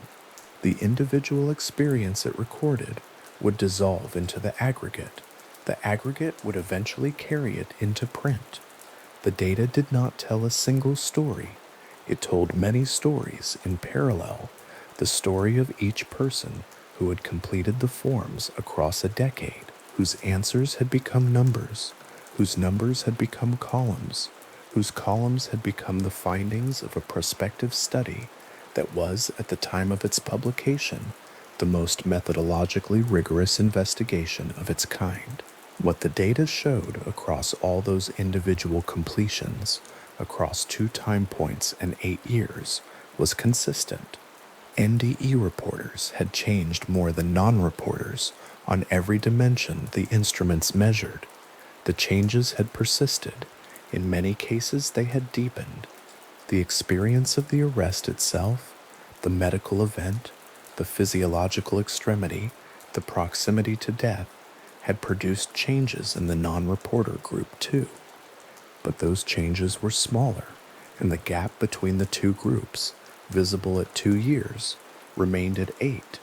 The 8-year follow-up questionnaires, when they were all returned and scored and assembled into the final data set, showed the same divergence the 2-year data had shown, the same two populations, measurably different, holding their difference across time. The graph that the published paper would eventually present was already present in the numbers, waiting to be drawn, 2 trajectories across a horizontal axis, one lower than the other, beginning at the first follow-up point and remaining lower through the second, the distance between them steady and clear, not dramatic in its visual presentation, simply there on the page in the way that data is when it holds. A study that began with a cardiologist's quiet attention to something a patient described had, across 2 years and 8 years of carefully designed follow-up, produced a longitudinal data set that measured the persistence of change in people who had reported an experience during clinical death. The resuscitation rooms where the original events had occurred had been cleaned and reset long since. The hospitals had moved through other emergencies, other patients, other crises that required their attention and their equipment and their trained personnel. The defibrillators had been used again. The monitors had resumed their rhythms many times over. The study's participants had returned to their lives and lived them differently, in many cases measurably differently, in ways that the instruments continued to record across the years. The follow-up data sat in the files. The files, when the paper was eventually prepared, became the tables and graphs of a Lancet publication. The publication would become a reference point in the literature on near-death experience that subsequent researchers would work from and around and against and in the light of. But that came later. For now, in the image the 8-year data leaves, there is a graph, 2 lines, one shifted from the other, the gap between them clear and steady on the printed page, measured in the specific units of a follow-up instrument applied to 2 groups of people who had all 8 years before come very close to not surviving. The resuscitation rooms that had held them are long since reset. The data continues to show what it shows. 2 lines diverging across the quiet horizontal axis of time, the distance between them holding, the space between them representing something the study measured carefully and did not, in the end, explain. A researcher sitting at a desk in late December 2001, the journal open in front of him to page 2039, a pencil resting between the first and second fingers of his right hand. The room around him is quiet in the particular way of research offices Between the holidays, corridors emptied, overhead lights left on by habit rather than occupation. The paper he is reading has been published in one of the oldest and most cautious medical journals in the world, in a year that has not been short of remarkable things to read, and what the pencil marks in the margin beside the section on arrest duration is not agreement and not dismissal. It is the mark of someone who has found something that will need to be sat with for a while. The question that Mark was sitting beside concerned time and frequency. Van Lommel's team had spent more than a decade collecting and measuring, and one of the things they had measured was this. Among the 344 cardiac arrest survivors in the study, there was no robust positive correlation between the duration of cardiac arrest and the likelihood of reporting a near-death experience. This was a specific numerical finding on a specific page of a specific paper, and the pencil marked it because it mattered to a particular argument that had been made many times before the paper arrived. The argument it disturbed was the anoxic brain hypothesis. The logic of that hypothesis was orderly and on its surface reasonable. If near-death experiences are generated by a brain deprived of oxygen, if the tunnel, the light, the sense of presence, and the feeling of vast calm are all the products of neural tissue firing under hypoxic stress, then one would expect the depth and frequency of those experiences to track with the severity and duration of the oxygen deprivation. Longer arrest should produce more experience, or deeper experience, or experience reported by a higher proportion of survivors. The data did not show this. The correlation was not there. The arrest duration variable, when analyzed against NDE reporting rates across the 344 participants, did not produce the pattern the anoxic hypothesis predicted it should. Van Lommel did not present this as a refutation. The paper did not claim to have closed the question. What it offered was a specific finding that did not fit a specific prediction, and it offered that finding with the measured quietness of a research team that had been living with the data for long enough to know what it did and did not establish. The paper noted the discrepancy. It asked what might account for it. It did not answer. That was the particular honesty of the thing. The researchers who read the paper in those first weeks, in offices and libraries across Europe and North America, in December light, in the particular stillness of university buildings at year's end, found in it both the thing it claimed and the thing it left alone.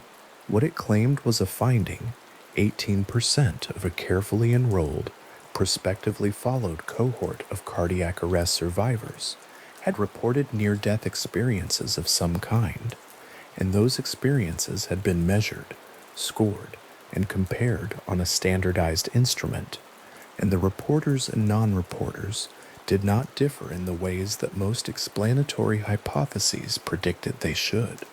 What it left alone was the question beneath the finding, the question of what was actually happening in the interval between the flatline and the returning beat.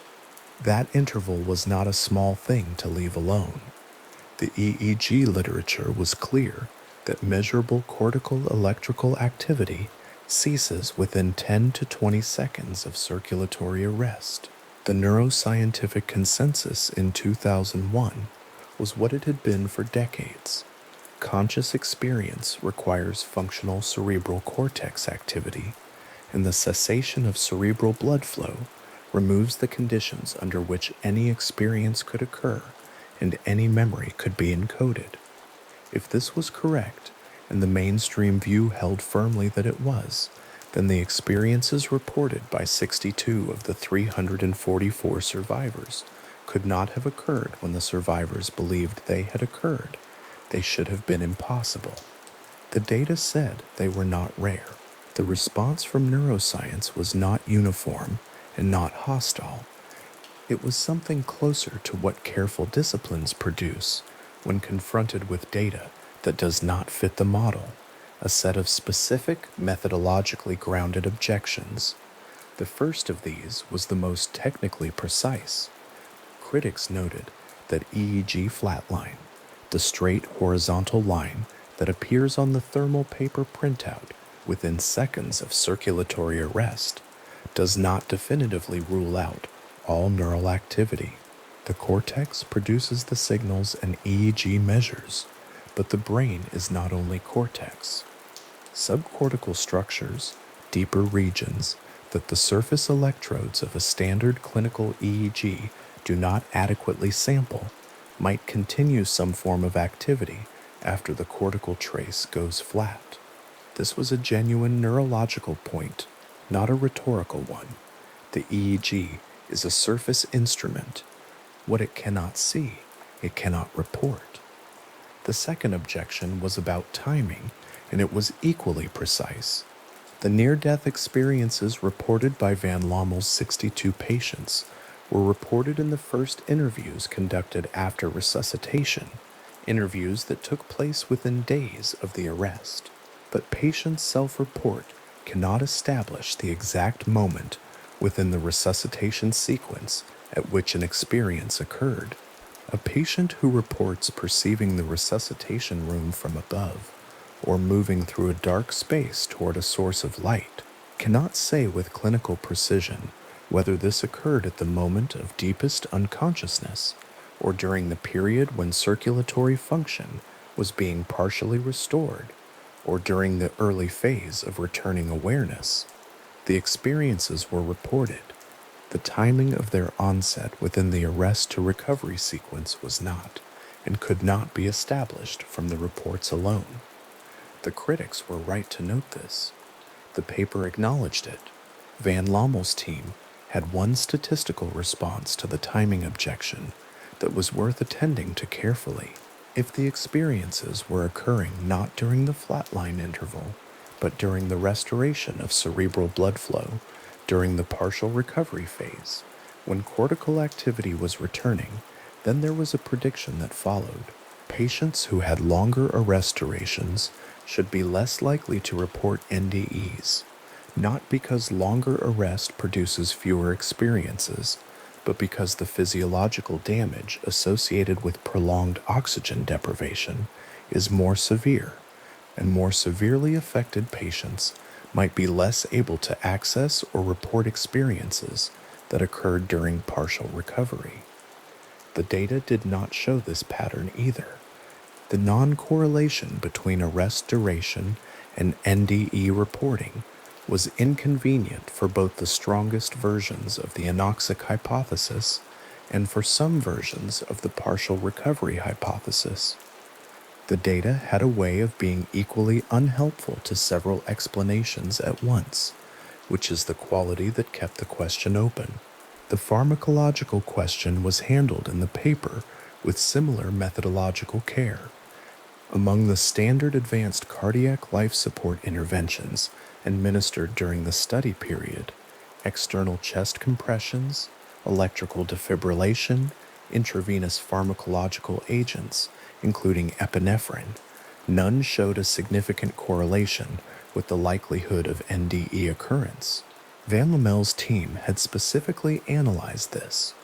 The concern that near-death experiences might be produced or triggered by the chemical agents administered during resuscitation was a reasonable one, and the study had the data to address it, because the resuscitation protocols were documented and the interventions were recorded for each patient. The analysis found no significant relationship.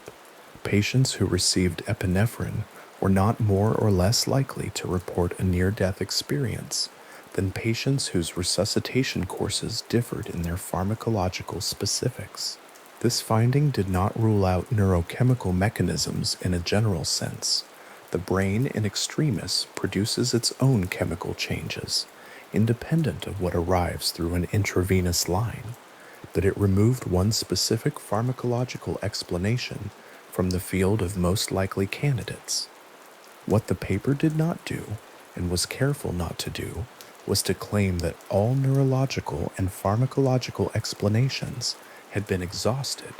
The study's design was prospective, and its methodology was rigorous for a study of its kind, but it was not a study equipped to fully resolve the mechanism question.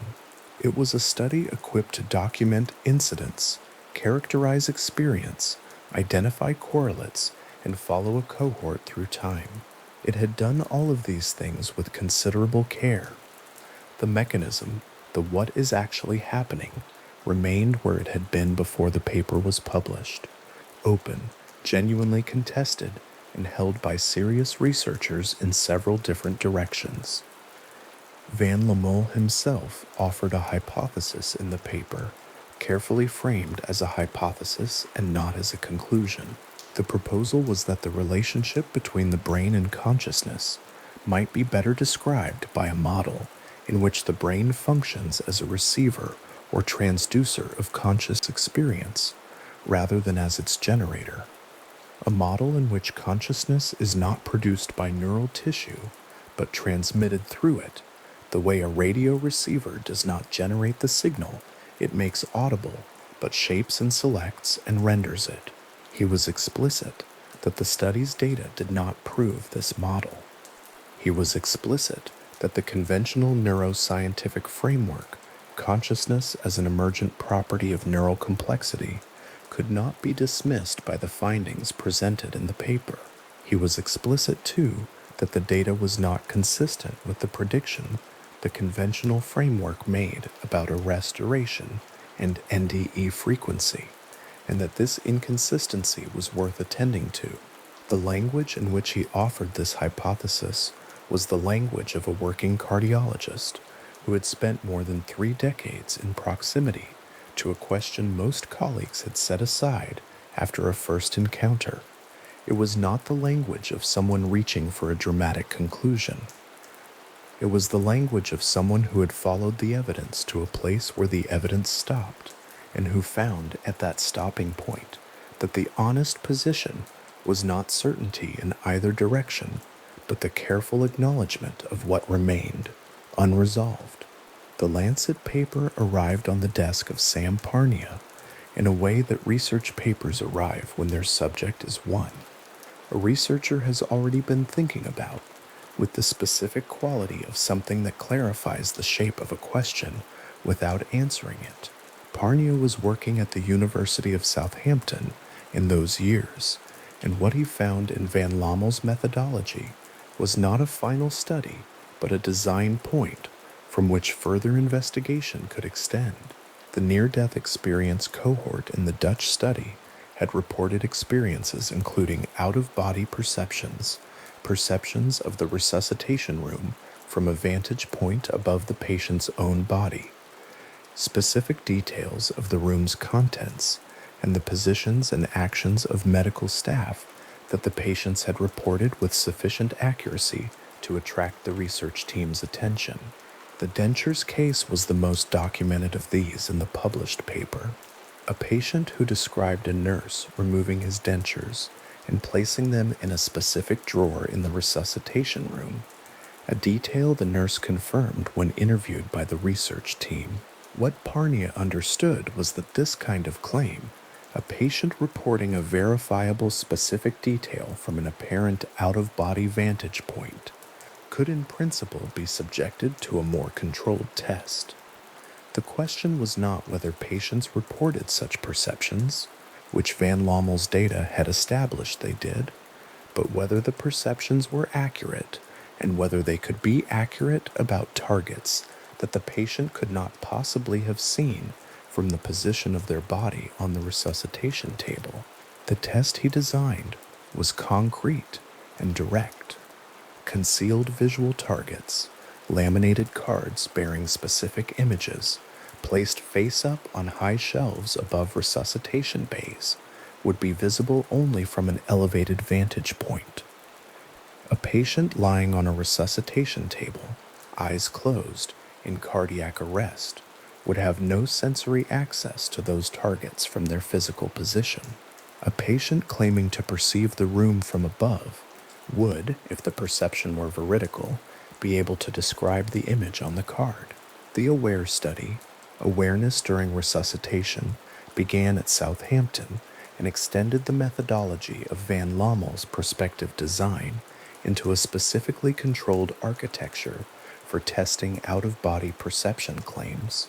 The concealed targets were placed. The resuscitation bays were prepared.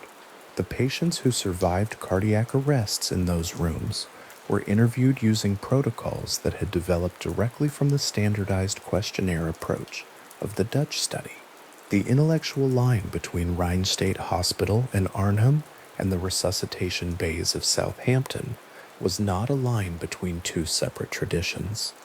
It was a continuous inquiry, methodologically evolving, carried forward by researchers who took the data seriously enough to design the next experiment. What the AWARE study found, across its years of data collection, was something the concealed target design was built to resolve, but did not fully resolve. The study enrolled cardiac arrest survivors across multiple centers. A small number of patients reported perceptions consistent with out-of-body experience. One case in the published AWARE results involved a patient who reported verified perceptions of the resuscitation room that included specific details consistent with the documented course of the resuscitation.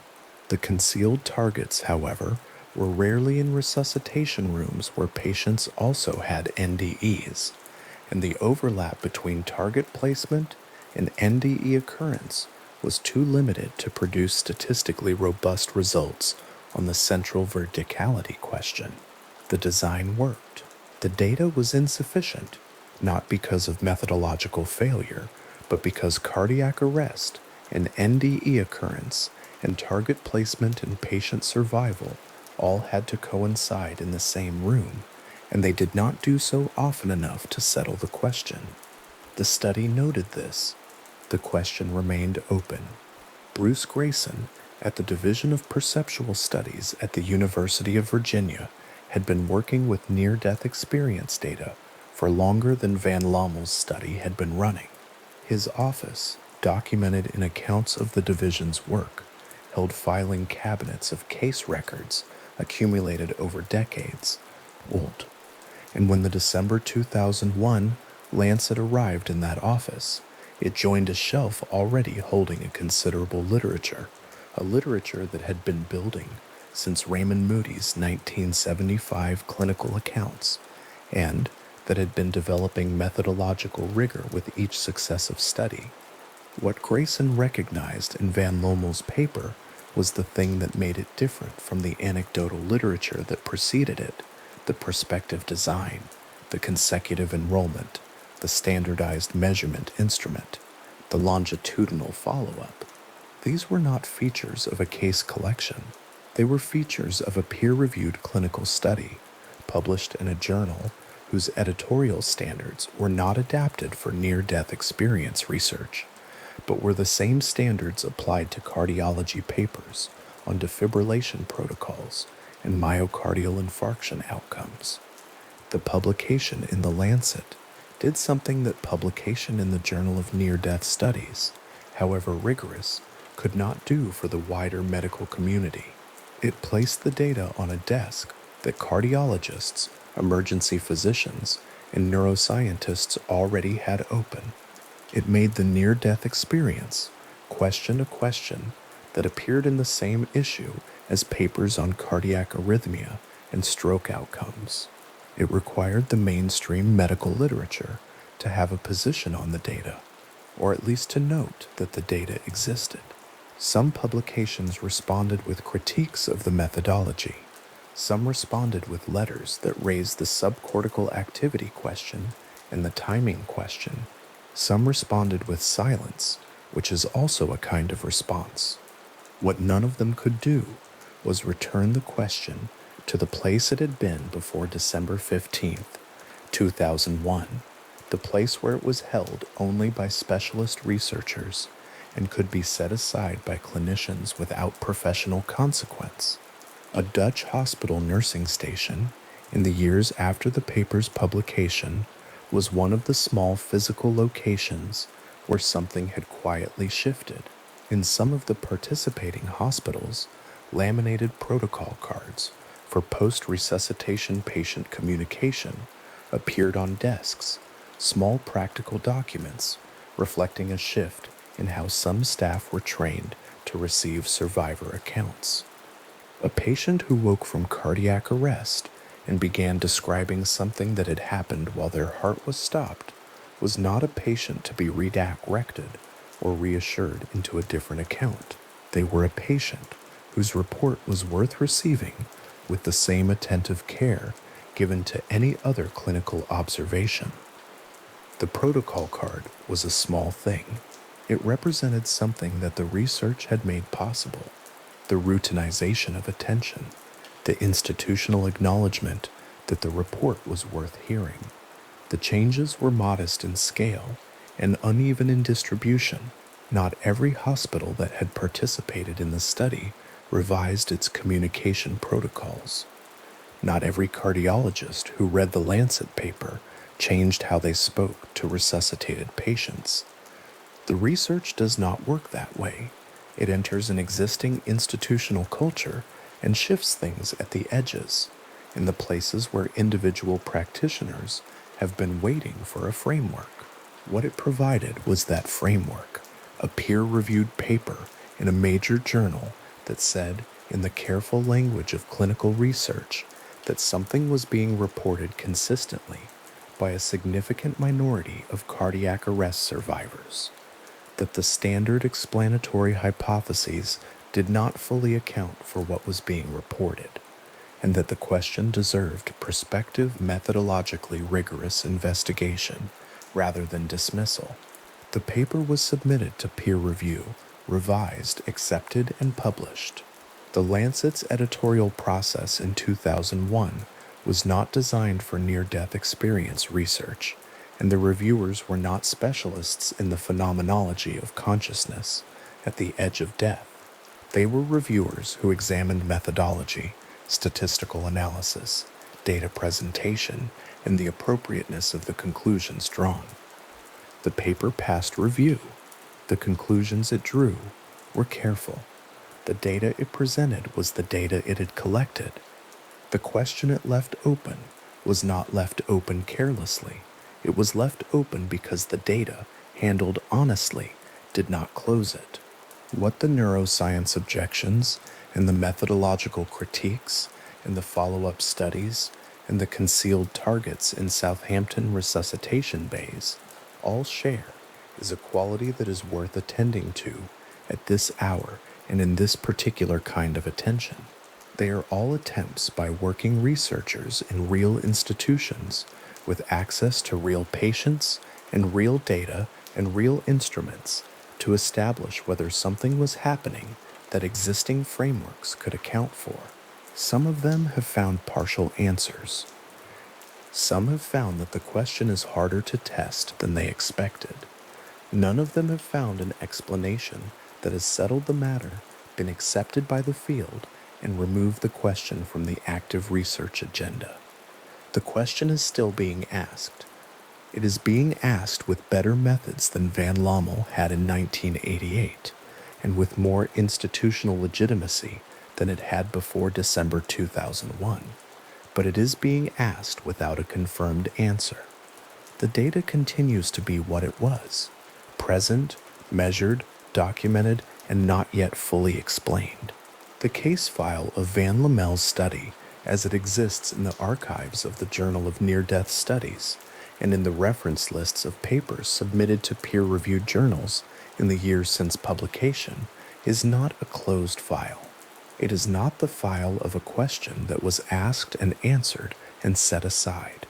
It is a file that continues to be opened on working desks in the way that research files are opened when a new study is being designed and the investigator needs to establish where the previous work ended and where the new investigation should begin. The Lancet paper appears in those reference lists with its full citation.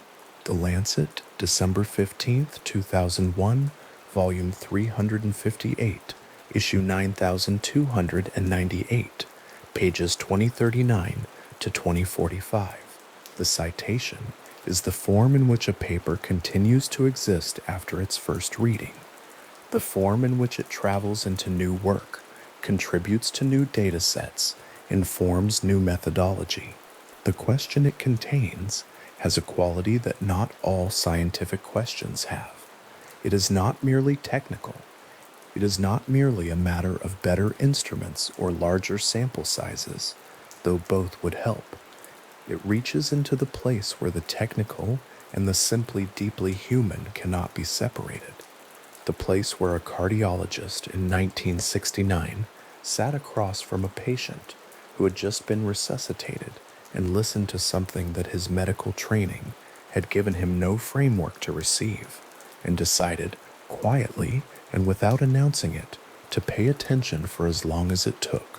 That decision produced a research program that ran for more than 30 years, a Lancet publication, a follow-up literature, and a set of concealed targets sitting on high shelves in resuscitation bays in Southampton, face up, waiting for someone to report what they saw.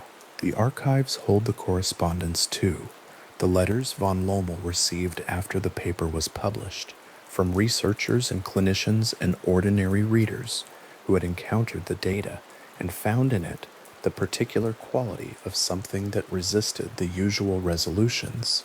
Some of the letters asked methodological questions. Some described their own experiences, or the experiences of patients they had treated, or the experiences of people they had known.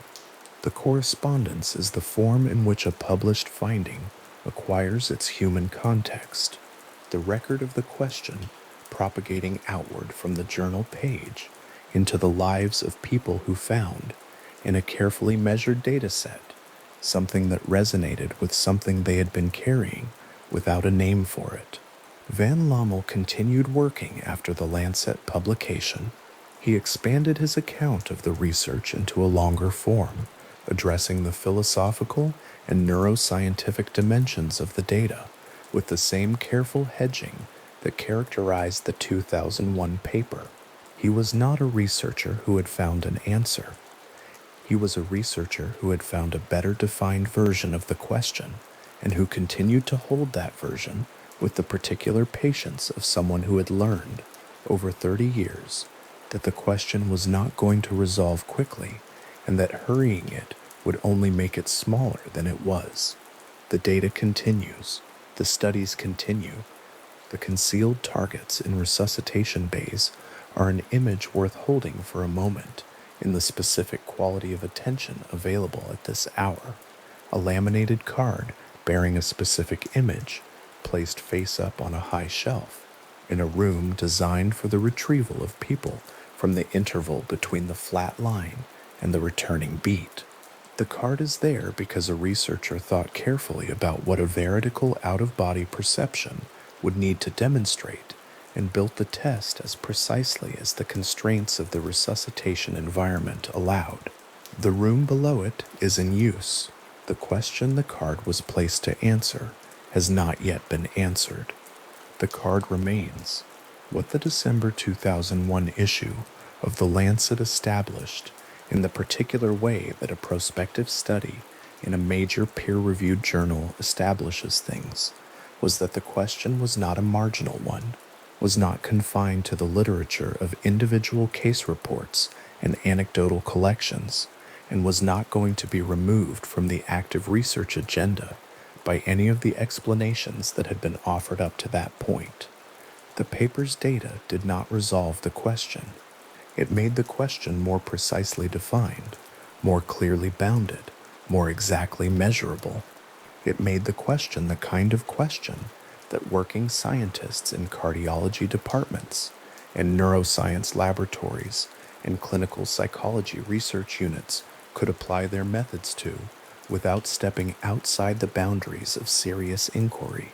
That is what a foundational study does.